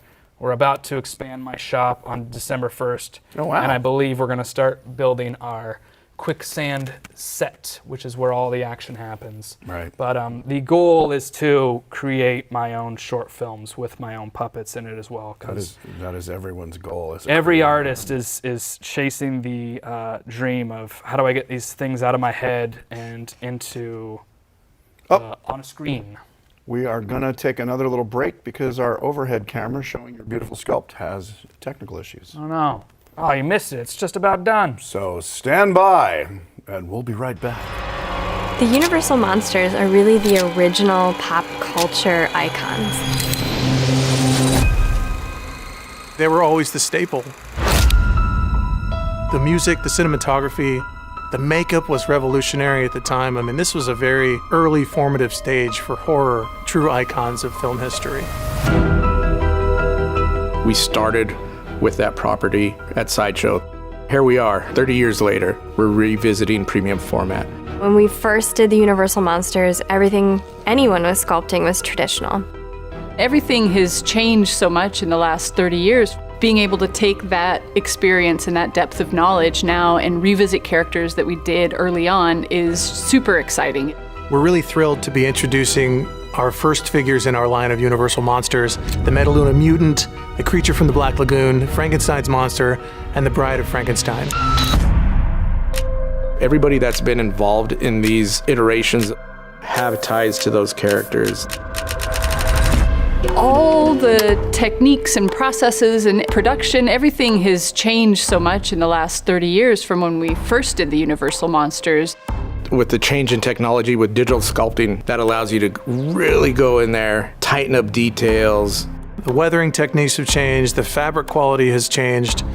The way that we lay down paint, the way that we understand and build layers has changed and grown as well. I mean, to see these come and be executed the way they came out, I think people are going to be so happy. I want them in my collection. In the making of these, we always will mock up digital clothing. And along the way, we looked at it and we're like, well, this is really cool too. Well, maybe customers will like fully sculpted and maybe some will like it with the fabric costuming.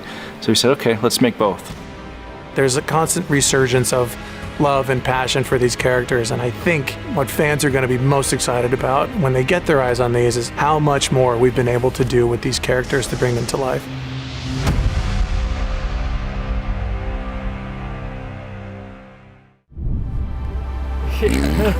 What? And we're back! Sorry, folks. Yeah, gremlins. Someone said gremlins, and obviously they've been following me around. I heard one. So Adam is going to take this to completion. He's, as he just said during the break, he is in the zone, and he's going to keep going. So you guys are lucky. I'm having fun. He's having a good time. Sculpting is supposed to be fun. If you're not having fun, you should probably just stop it. Get a day job. Or they pay you a lot of money. You could probably do it. Yeah. That's a good question. Are there jobs that you've had where you're like, I love the idea and it's great, and then it's a slog because it's a lot of work? Or the producers are like, oh, could you do? I mean, there's always a million reasons why things can go south. I don't know what your experience I mean, has I've got been. so many horror stories of stuff going south and becoming just sucky, but I mean, in the end, It's better than digging ditches. Yeah, my I mean, granddad used to say. it's better than any job ever, and sometimes you forget, and you're hating life as you're working still on it. work. But once you're done, Right. and you look at it, I mean, this piece that I'm out in California right now to deliver, 4 years. Wow. I've been on This it is 4 years. A private commission? It's a commission. It's But not a movie it's piece, It's just- a diorama. Oh, it's wow. a piece.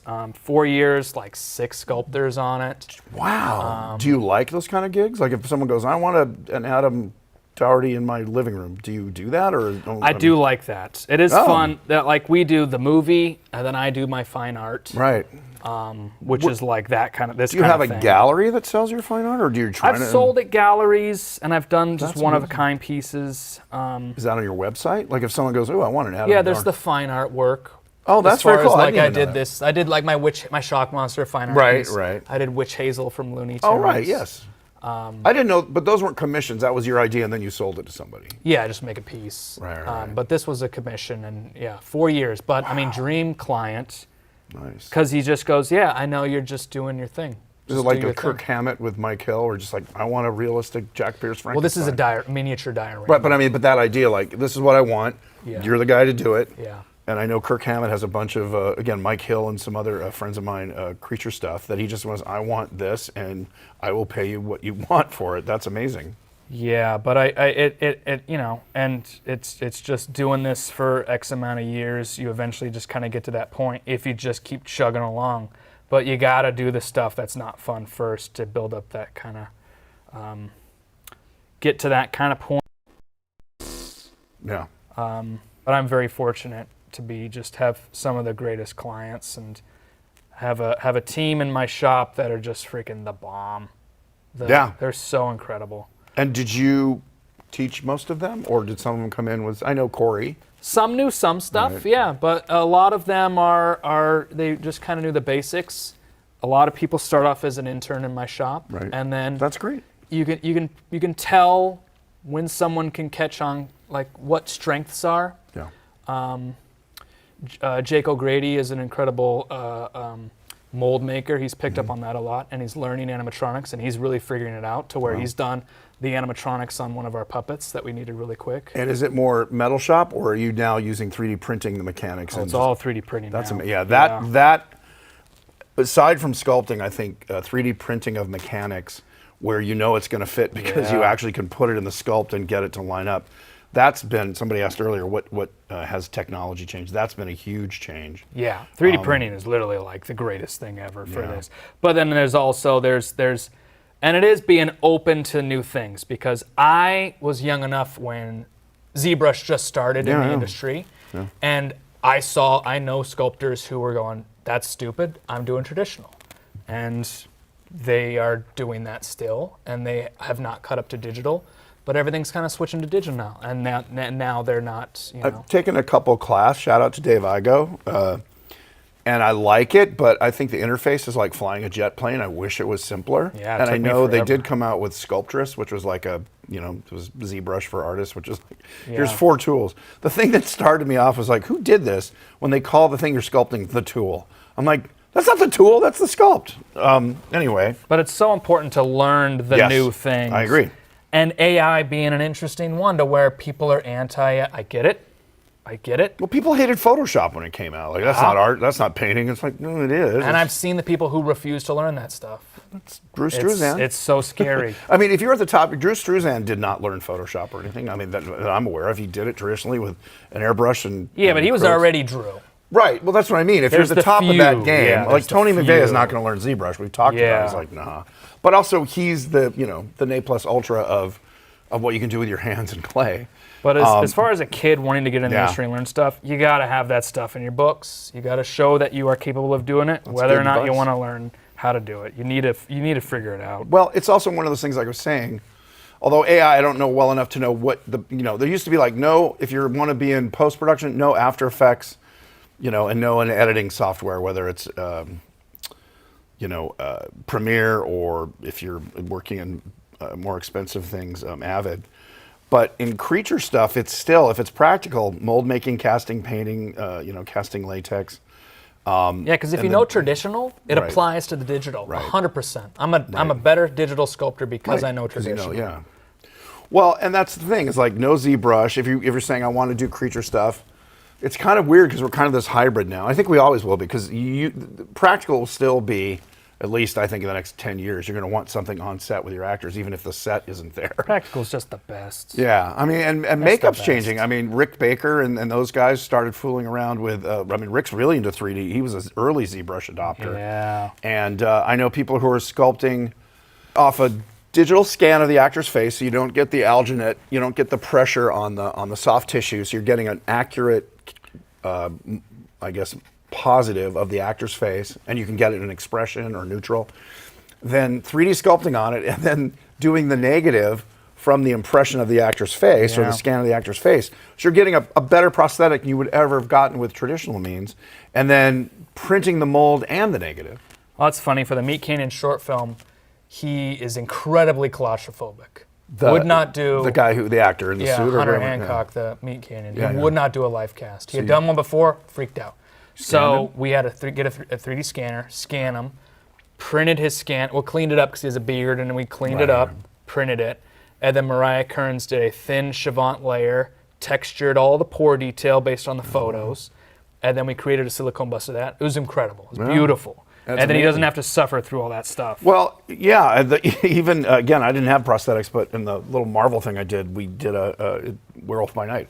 They had a room where you go and you sit and you stand, actually he was standing, and they have something like 180 cameras, 300 cameras, and they take 2 pictures of your entire body, and you know, they can basically recreate you digitally, and you know, they can do that now with your full body scan or just a bust, and work on the sculpt on that and all, and never have to get your hands dirty, except for when you're casting the silicone. So cool. It has changed, and fast. That's been in the last, I would say, less than 10 years.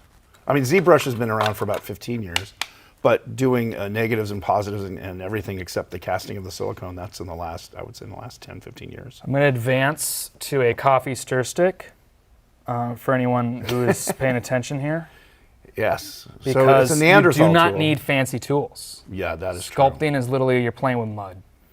Every artist, you know, they do it with their fingers. Frank Frazetta could probably paint with a cotton swab. Yeah. There's no excuse to not be able to learn how to do this on your own at your house with the internet. Yeah, no excuse, you guys. No excuse.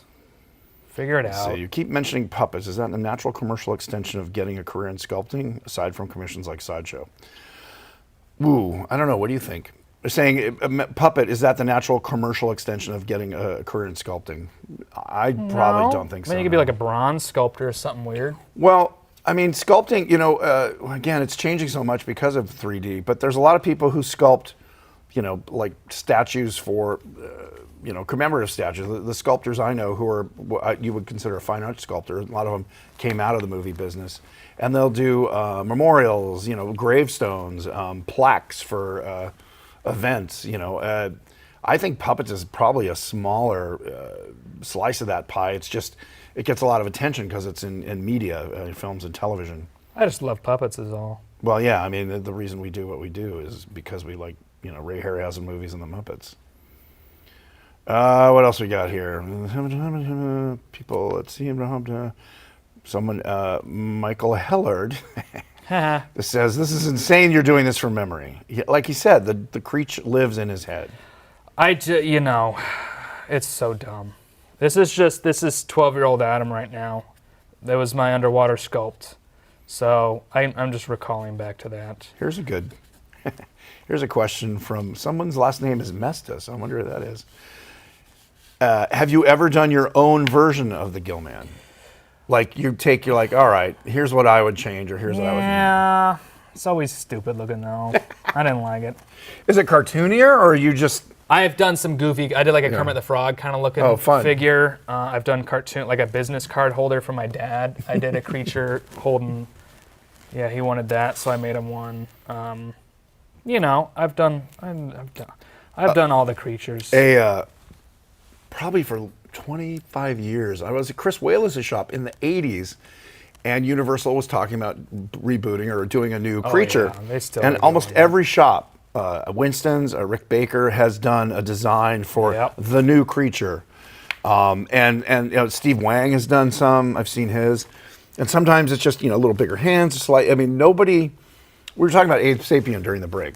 Abe Sapien is sort of an interesting, kind of like, for me, that's a version of The Creature Walks Among Us. You know what I mean? Where it's a little more human, a little less fish-like, but still, and again, it's based on the amazing art of Mike Mignola, but It's an interesting idea. Abe is cool. We were talking about Matt Rose. Yeah. Monster Squad creature is the greatest. Oh, really? You love that one? I love the Monster Squad creature. Really? He's not my favorite. Oh to my take God, on. it's so good. He looked, I don't know, he kind of reminded me of, there was a B movie, probably from the 50s, like Beings from the Deep or something, not Humanoids from the Deep. But it just kind of, it had a B movie vibe to it that I love. Steve Wang did a great creature, his take on it. It wasn't far off from, the classic, but he had, different fins and fenders, if you will. And it was, it's a fun exercise as a creature designer to do your take on, Frankenstein, the creature, the mummy. Things we all know. Things we all know and seen love. a million times. I did that as a kid all the time. And one thing I loved about Phil Tippett's designs was he always had, there was a biology to it. It wasn't just like, hey, I'm going to put some extra horns and fins on it because it looks cool. I mean, there's nothing wrong with that. But his stuff always had a reason to exist. So I always tried to draw things that, there's a reason that his nostrils would be more on the top of his head because, he can cruise along and whatever. It looks stupid, but you might have an argument. You could argue that it makes sense. Narfel the Garthok. Narfel the Garthok is one of the greatest creature designs. just- That's my favorite Phil Tippett thing. That's just for fun. Like that has not. So Yeah, that's good. just goofy as hell. That was So for good. Coneheads, right? Coneheads, oh yeah. I just watched some of that lately. That's a great puppet. Can we talk about the creature effects from House? Oh, okay. Someone keeps asking about the creature effects from House. Real fast, because we're here for Adam and his creature. You worked on House? I designed all the creatures for that. What? Yeah, I know. No my way. My resume is stupid. I love long. House. Oh, thank you. Whoa. Yeah, my buddy Ethan and wrote it with Fred Decker, I believe. Talk about an underrated movie, man. Yeah, Good so I did a God, bunch of so artwork fun. to sell the idea, and then I did not work on the movie except as the concept artist. But Big Ben was pretty much a one-to-one thing of my artwork, and then the witch and the creature that came out of the closet was a bunch of melted bodies. That was all from me. I just did a bunch of drawings for that, and then they made What about the that big movie. smiley guy, right at the end of the hallway? I think The that might two have been smiley kids or whatever. I think that was who was the artist who did the who actually made the creatures. That was his. The big kind of like and then the Cheshire lady, Cat kids. The lady that The he big cuts fat up? lady witch. That was me. That was my design. So awesome. I'm gonna have you do a sketch of that later. Well, she had that big melted face and the skull Yeah, nose so was good. purple. That's creepy, squeaky voice. Yeah. Terrifying. So that is Adam, a whiskey fan. Adam is not a whiskey fan. He does not enjoy the whiskeys. Yeah, I feel like smart. as an artist, anything that kind of impairs you working, But I don't know. I have friends. I don't know. I mean, Most of my friends who don't drink, it's because they drank, and then they said, you know what, it was deleterious to my life, whatever it was, their work I or think whatever. it's, I'm part Scottish, so I do enjoy it a wee bit, just a wee dram, every couple hours. So that is your answer, Ryan. I don't know how to pronounce half of these. Ryan, 1337. What do y'all think of Del Toro's work? Are you asking us or the people in the chat? I'm a huge fan. We were talking about Hellboy. For me, Hellboy 1 is my favorite movie he did, and Pan's Labyrinth. For Those me, two. Hellboy 2 is my favorite movie, Really? and Pan's Labyrinth. Okay. And Kronos. Yeah. For me, it's Hellboy. Well, Hellboy 2 is just a continuation of Hellboy 1. But my buddy Norm Cabrera, shout out to Norman, who did the Corpse. Oh, they're great. Just love that. So Love that. good. And just Ron Perlman is Hellboy. All the other Hellboys. A friend just gave a shout out, a recommendation for A Crooked Man, which I have not watched. Oh, yeah. So I do want to watch that. But Del Toro. I haven't seen the new Frankenstein. I just love seeing a monster fan succeed and do whatever Yes, he wants. that is true. Because that is the ultimate goal. And he's an artist. Like his drawings are, and he just works. I mean, he's so gracious with working with talented artists. Yeah. From Mike Hill to Thomas Kuntz, the amazing automaton builder, Yes. who's done some of his stuff. Did a piece for Crimson Peak. Yes. Beautiful work.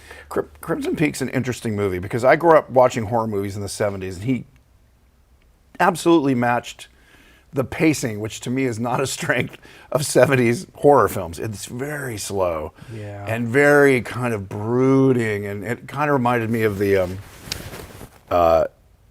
Roger Corman, Edgar Allan Poe movies from the 60s with Vincent Price.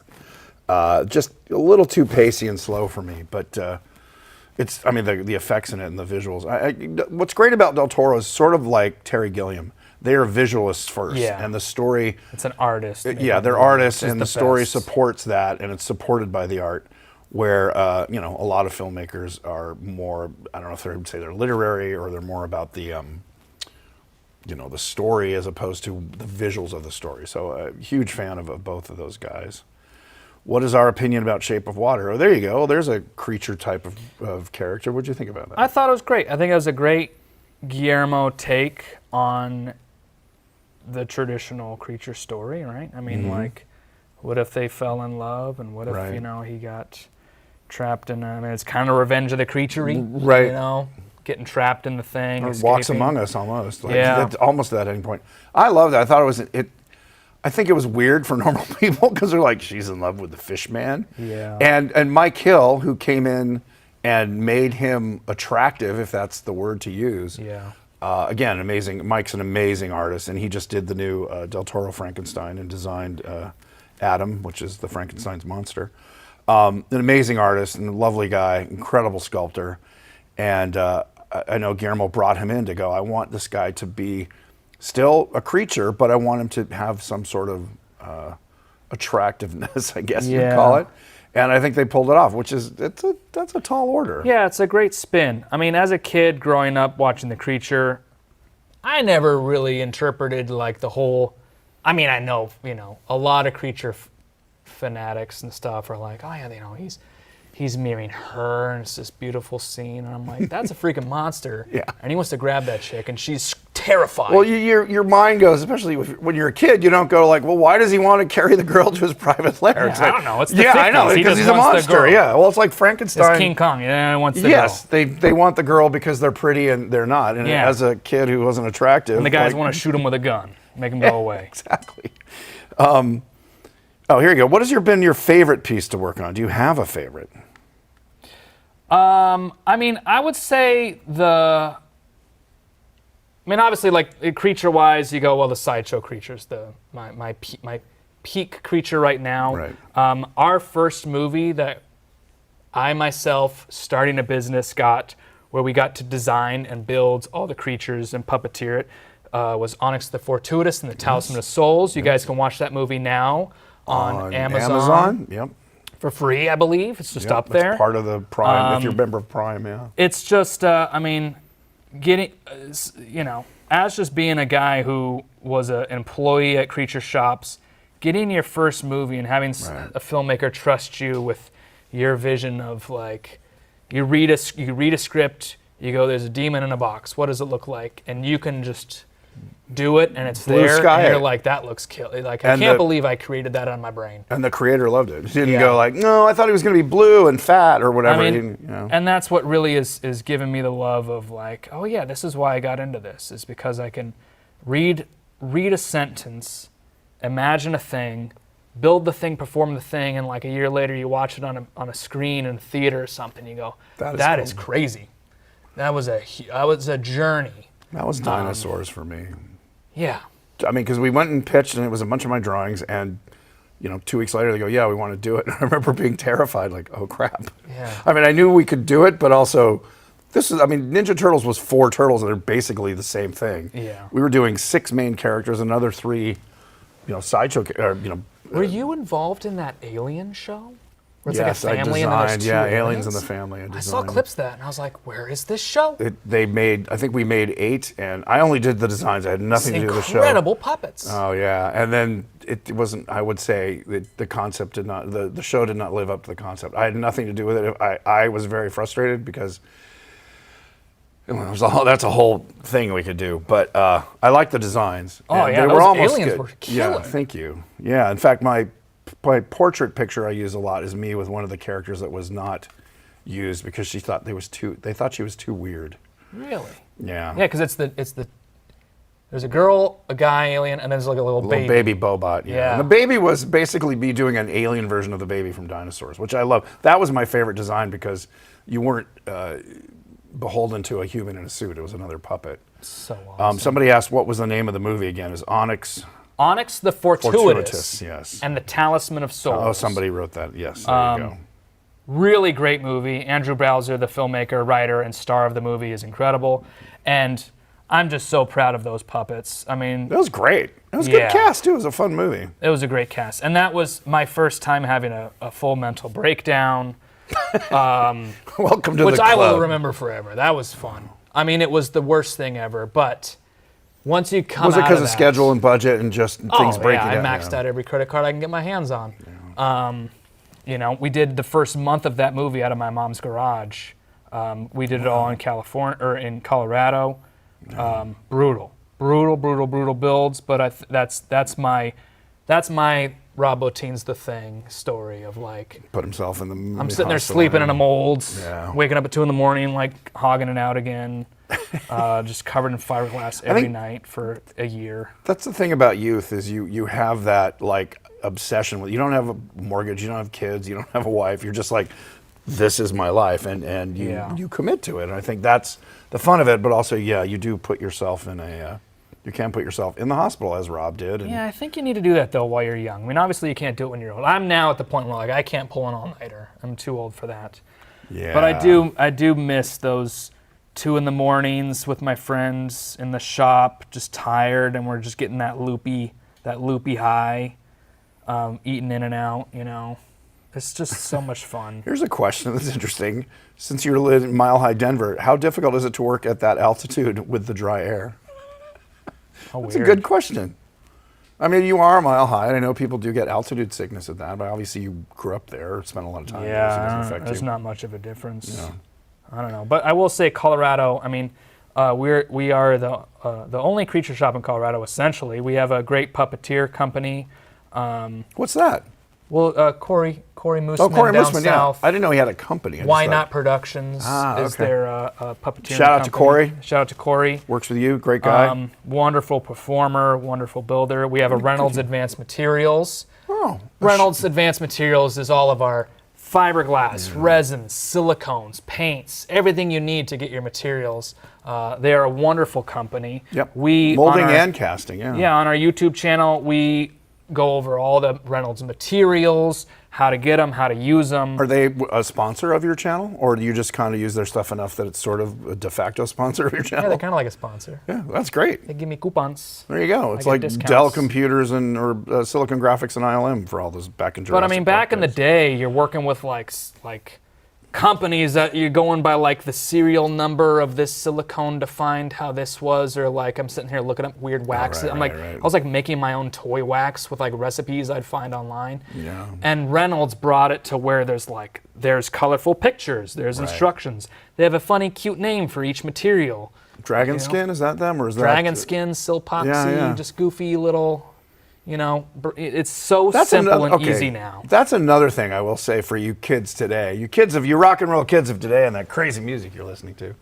You can get all this stuff, like you said, you can learn it all on It's YouTube. awesome. You can just Google silicone for monster skin and get, the 3 companies that make it. I know, even I'm like, I wish I had this when I was. I was freaking going to young. say, if I lived now, I would never leave the house. I'd so be online easy. just like learning everything. It's like having the world's best library on your phone. So, I assume all of you you're here listening to us chat, so obviously you're aware of that and you're using it. There was another question. If you opened a museum, people would go and pay. That's not a question, that's a statement. What's the most frustrating project you've ever worked on? Well, the Onyx was It was the high That was point, the and it was the toughest. best That of was- times, the worst of times? that was really bad. Yeah. That was really bad. That was my first ultimate low. Was the process of that, but man, and what was incredible was we did that, and then it got into Sundance, and all of us in the shop we all drove separately Right. to Sundance. You didn't get a bus. Yeah, no, and we got to see it at the theater there, and it was pretty surreal. What about seeing your name when the first time? Were you Yeah, like, "Oh, my that's name's in wild it." That because you was- just yeah. say like Creature Effects by Creature Kid. Yeah. And now I'm just chasing that like That high. how do I get to like be in like the AMC I used to work at, right? You want to like how do I get to the next level of I mean, my ultimate goal is to leave behind a creature as iconic like this. So in 50 years, some kid will be trying to recreate something that I slapped together in 4 months and was like just trying to blast out. I mean, you see the Earl Sinclair toys and what that Yeah, I character just has see done. like how they kind of stylize it. Funny you mentioned the creature being your favorite design. For me, it's the creature and Chris Walas's Gremlin that was realized by Really? he. Well, because it doesn't look like anything else. Most, true. I would say, H.R. Geiger's Alien or Xenomorph, the creature, and Chris Walas's Gremlin. Almost everything else I've seen is either it's kind of like a dog or a werewolf or a zombie or there's not. It's really hard to do an original design that doesn't look just like hard. Kitchen sink. And the creature makes sense, the story-wise. It's a humanoid fish creature. The gremlins look like weird little demonic things, but they're not demons. They don't look like monkey. I mean, when you're a designer of things, even the Tauntauns kind of look like a camel, with goat horns for the snow on 2 legs. Like Yeah. a lot of things. Dragon Slayer looks like a lizard, but the Gremlin and Gremlins, which I was fortunate enough to work with Chris on, is its own thing. It doesn't look like anything else. You don't go, I mean, the creature is fish-like, but it doesn't look like any fish you've ever seen. I think Predator's kind of like that too. Predator's kind of like that. That's a great design. I liked it. I didn't love it. I guess because it still looked like a guy in a suit. For me, the creature was far enough away. And again, it makes sense. He's on land and all that. But the design, that's where I'm probably the most picky about like a design being, because it's tough. It's the hardest thing in my mind, besides all the sculpting and making and painting and all that, is the it's graboids. AI. Oh, someone mentions the graboids and tremors. Yes, they're pretty good. They are giant worms. They look like there's a worm that lives in the sea. But yes, that was a great design. I love the texture on it. It looked like it made sense. You're like, that looks like something that would live in a dry, arid. When I was an employee at Studio ADI, who did Tremors, the original Tremors. Yeah, Tom and My Alec. desk was right below the Tremors head hanging on the that hangs wall, out, yeah. and we would shoot rubber bands into its mouth.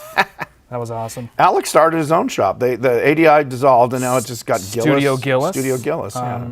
Shout out to Alec Gillis. They did Prey and all kinds of and they cool did stuff. Aliens 3, the Fincher one. Yeah, Aliens 3. They were a great shop. There's a lot of great shops that have folded and still ones that still exist. It's I know it's tough.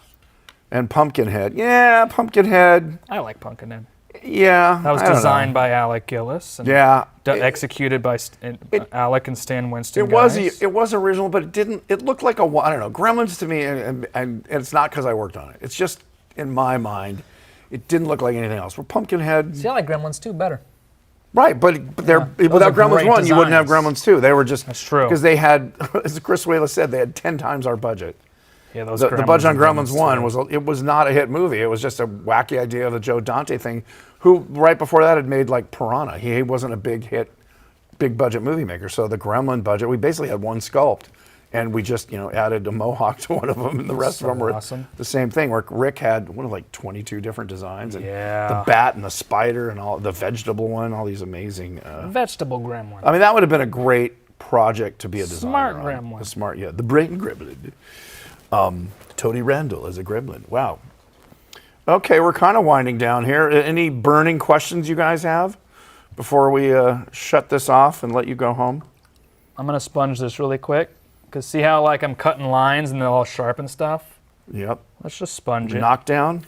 Let's just sponge it. Get Sponge a it, little baby. Soft, get a little soft looking. Turning to Vince Vaughn. You sponge that, baby. You sponge that hard.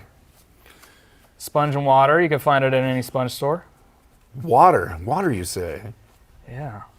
So, pro tip, if you're using oil-based clay, you can use rubbing alcohol or acetone to do the same thing. It knocks it, what we call knockdown. It takes the points off all your carvings. Like if you're using a loop tool or a pointed tool, it kind of takes the edge off and rounds it off, makes it look more like skin. Now, if you were doing this to finish, would you use a texture map or would you just sculpt all the scales in and do it kind of like you're doing it? I'd sculpt. I mean, I would, what's nice about wet is over time it starts, like I'm Yeah, you introducing carve, water, but over time it stiffens up, so you can just kind of keep refining as you, And it holds detail better. as you're sitting here with the clay, it is getting more friendly as you're sitting here. It's kind of starting to get leathery right now. Somebody asked, flat or sparkling water? Oh. Why you? Yeah. Wise guy, eh? Right. I love browsing in the sponge store. Yes. Let's see what else we got. Anything else? What's my cologne? No, I'm kidding. Yeah, cool. Here's a question for you guys. What are you going as Halloween? Are you doing anything for Halloween? Are you doing a costume? I don't know. No, I'm not. I don't have any plans really. I mean, my life is this. Is your shop doing a Halloween party or something? That was No, a we common probably thing back in should. the day. I'm kind of a Debbie Downer boss. You guys go home. Yeah. Be with your families. That's probably a good boss. Yeah, we probably should do something though. I mean, I honestly, I love just sitting at home and relaxing on Halloween. It's kind of a stressful time. I grew up, my family would have we'd be the house with the block party, open house, every Oh, room's wow. decked out. They'd call, the fire department would cone it off. We'd rent a hearse. Wow, full cemetery, your parents were really creative. creature yeah. bathroom, creature coming out of the bathtub. We had the killer clown's basement. And you let the mummy kids in your basement. house and walk around? They were letting everybody in. It was wow. crazy. And what you said your parents were creative. What did they do? My dad was like kind of like an inventor guy. He did like So he was the, like the modem was kind of like his what kind was of it, thing. Rad Peltzman from Gremlins? Yeah, more like internet phone stuff, fiber optics, things like that. My mom was just a creative stay-at-home Creative mom. spirit, She yeah. just, we I remember trunk or treat. She would paint and do the decked out trunk, but the Halloween stuff throughout the whole year we'd be collecting props and building full-size things, and That's my dad would amazing. get the air compressor and get the stuff Right, coming out the of pop there. up. So But it Halloween was is before any of it huge. was built. So we were like, I remember he would dig up trenches in the front yard and lay the PVC so the smoke would hover in the thing. I mean, Wow. it really just went all out. So obviously, I was just kind of raised in around this stuff. That's amazing. No, I was all me, and I was the weird black sheep of the Really? family that nobody. I mean, my mom was supportive. She was a teacher, so she would go like, "Oh, he's being creative," but I couldn't. Yeah, I couldn't put cobwebs in the front porch. Yeah. I was able to do a little bit of a tableau one year, and I got my mom to put on a fur arm with a gorilla glove in hand, throw candy out of the mailbox. Oh, that's we had a mail slot, so she would do that, and that was fun. Sounds like his father invented the internet. What? Basically. Who are you talking to? You guys, I don't know what they're jabbering about. Okay, they're just having a party. They're not listening to us anymore. Okay, so yeah, no burning questions. People say this was awesome. Thank you. Oh, here we go. Anything Adam has seen by someone else that you found amazing? Well, work-wise, yeah, there's a lot. Recently, I'm assuming. Yeah, I'm trying to think obviously recently. The creature. Yeah, I don't know. Well, Hellboy. We said that was a. As I'm getting older, I really am just hating everything. I figure it out. I get it now. I get like Too old for how young you I'm are. starting to be like, this sucks. Why can't it be what it used to be? Well, what did it used to with this? Yeah. Universal? This Universal That's what I'm saying. It's stuff. hard to be original, man. It's hard to do what, everything old is Yeah. new again. It really is. Oh, your dad restored cars, someone said. Yeah, he did that too. Oh yeah, Nice. car guy. I grew up fixing cars, going to junkyards. Have either of us done anything based off a video game? Did you ever do a video game character or art or anything? Probably. You don't even remember. I mean, on your own stuff or professionally? The question was open-ended. Yeah, I don't remember. I don't recall. I did Video game stuff. I did something for Blizzard for Kobolds and Catacombs. I did a video that was originally like a 12-minute long short film, and then it ended up being like a 1-minute trailer for the movie that never existed. So that's the only thing I'm aware of. I did write I feel like I've the done video script stuff. that was the inspiration for a video game called Muppet Haunted Mansion Adventure. I was or just something. talking about that. Really? The Universal Monster Muppet game. Yes, the greatest. That was a movie I On wrote. PlayStation 1. Yep, I wrote a movie called what was it? Muppet Monster Adventure or something. But the idea was they went to Transylvania because Bunsen's uncle died. Yep. And his uncle was a mad scientist like his nephew. And he was trying to create pure goodness, but the byproduct was pure evil.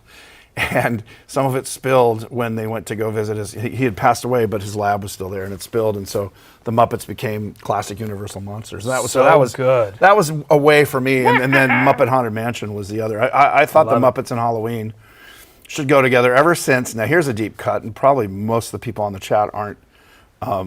Take Candle, exactly. Old enough to remember there was a Muppet special done, I think it was 1970, with Art Carney called The Great Santa Switch, or the Santa Claus Switch, and it's where Gonzo came from. And it was a bunch of Muppet monsters living in a cave with Art Carney playing this guy who's sort of like a Grinch character who wanted to kidnap Santa Claus and replace him. This is way before Nightmare Before Christmas. And it only aired it once. It was Ed Sullivan hosted it. And I saw it, and it blew my mind. It made me realize that Muppets weren't just cute Sesame Street characters. And then the next thing I saw that Henson did was The Land of Gorch on SNL, which was just the first 6-7 episodes.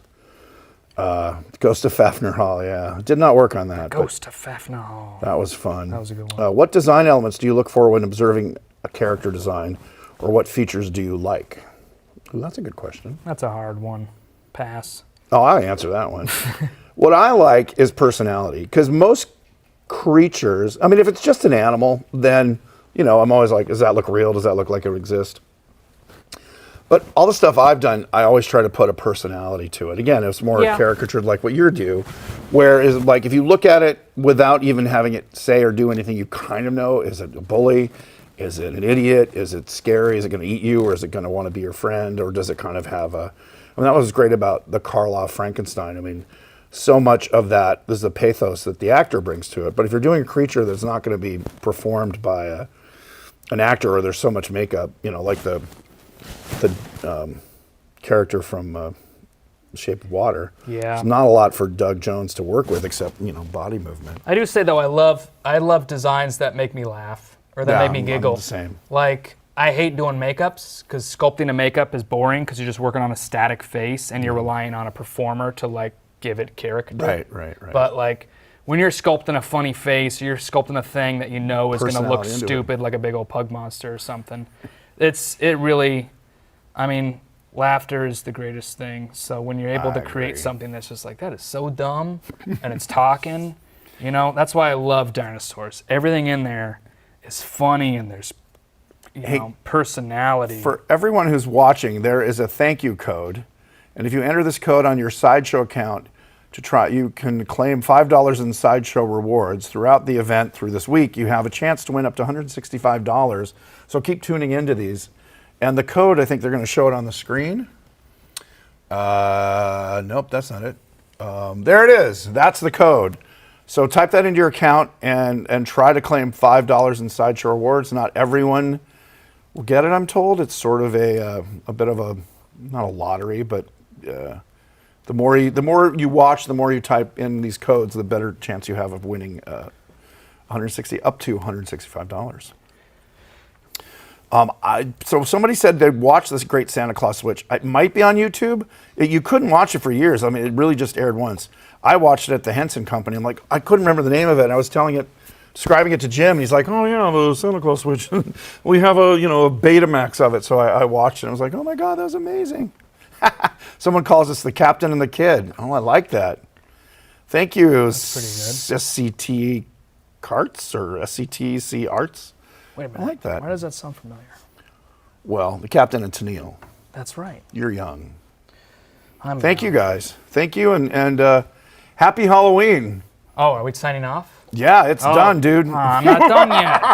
Lightning! Thank you, everyone. Lightning! Oh man, there it is.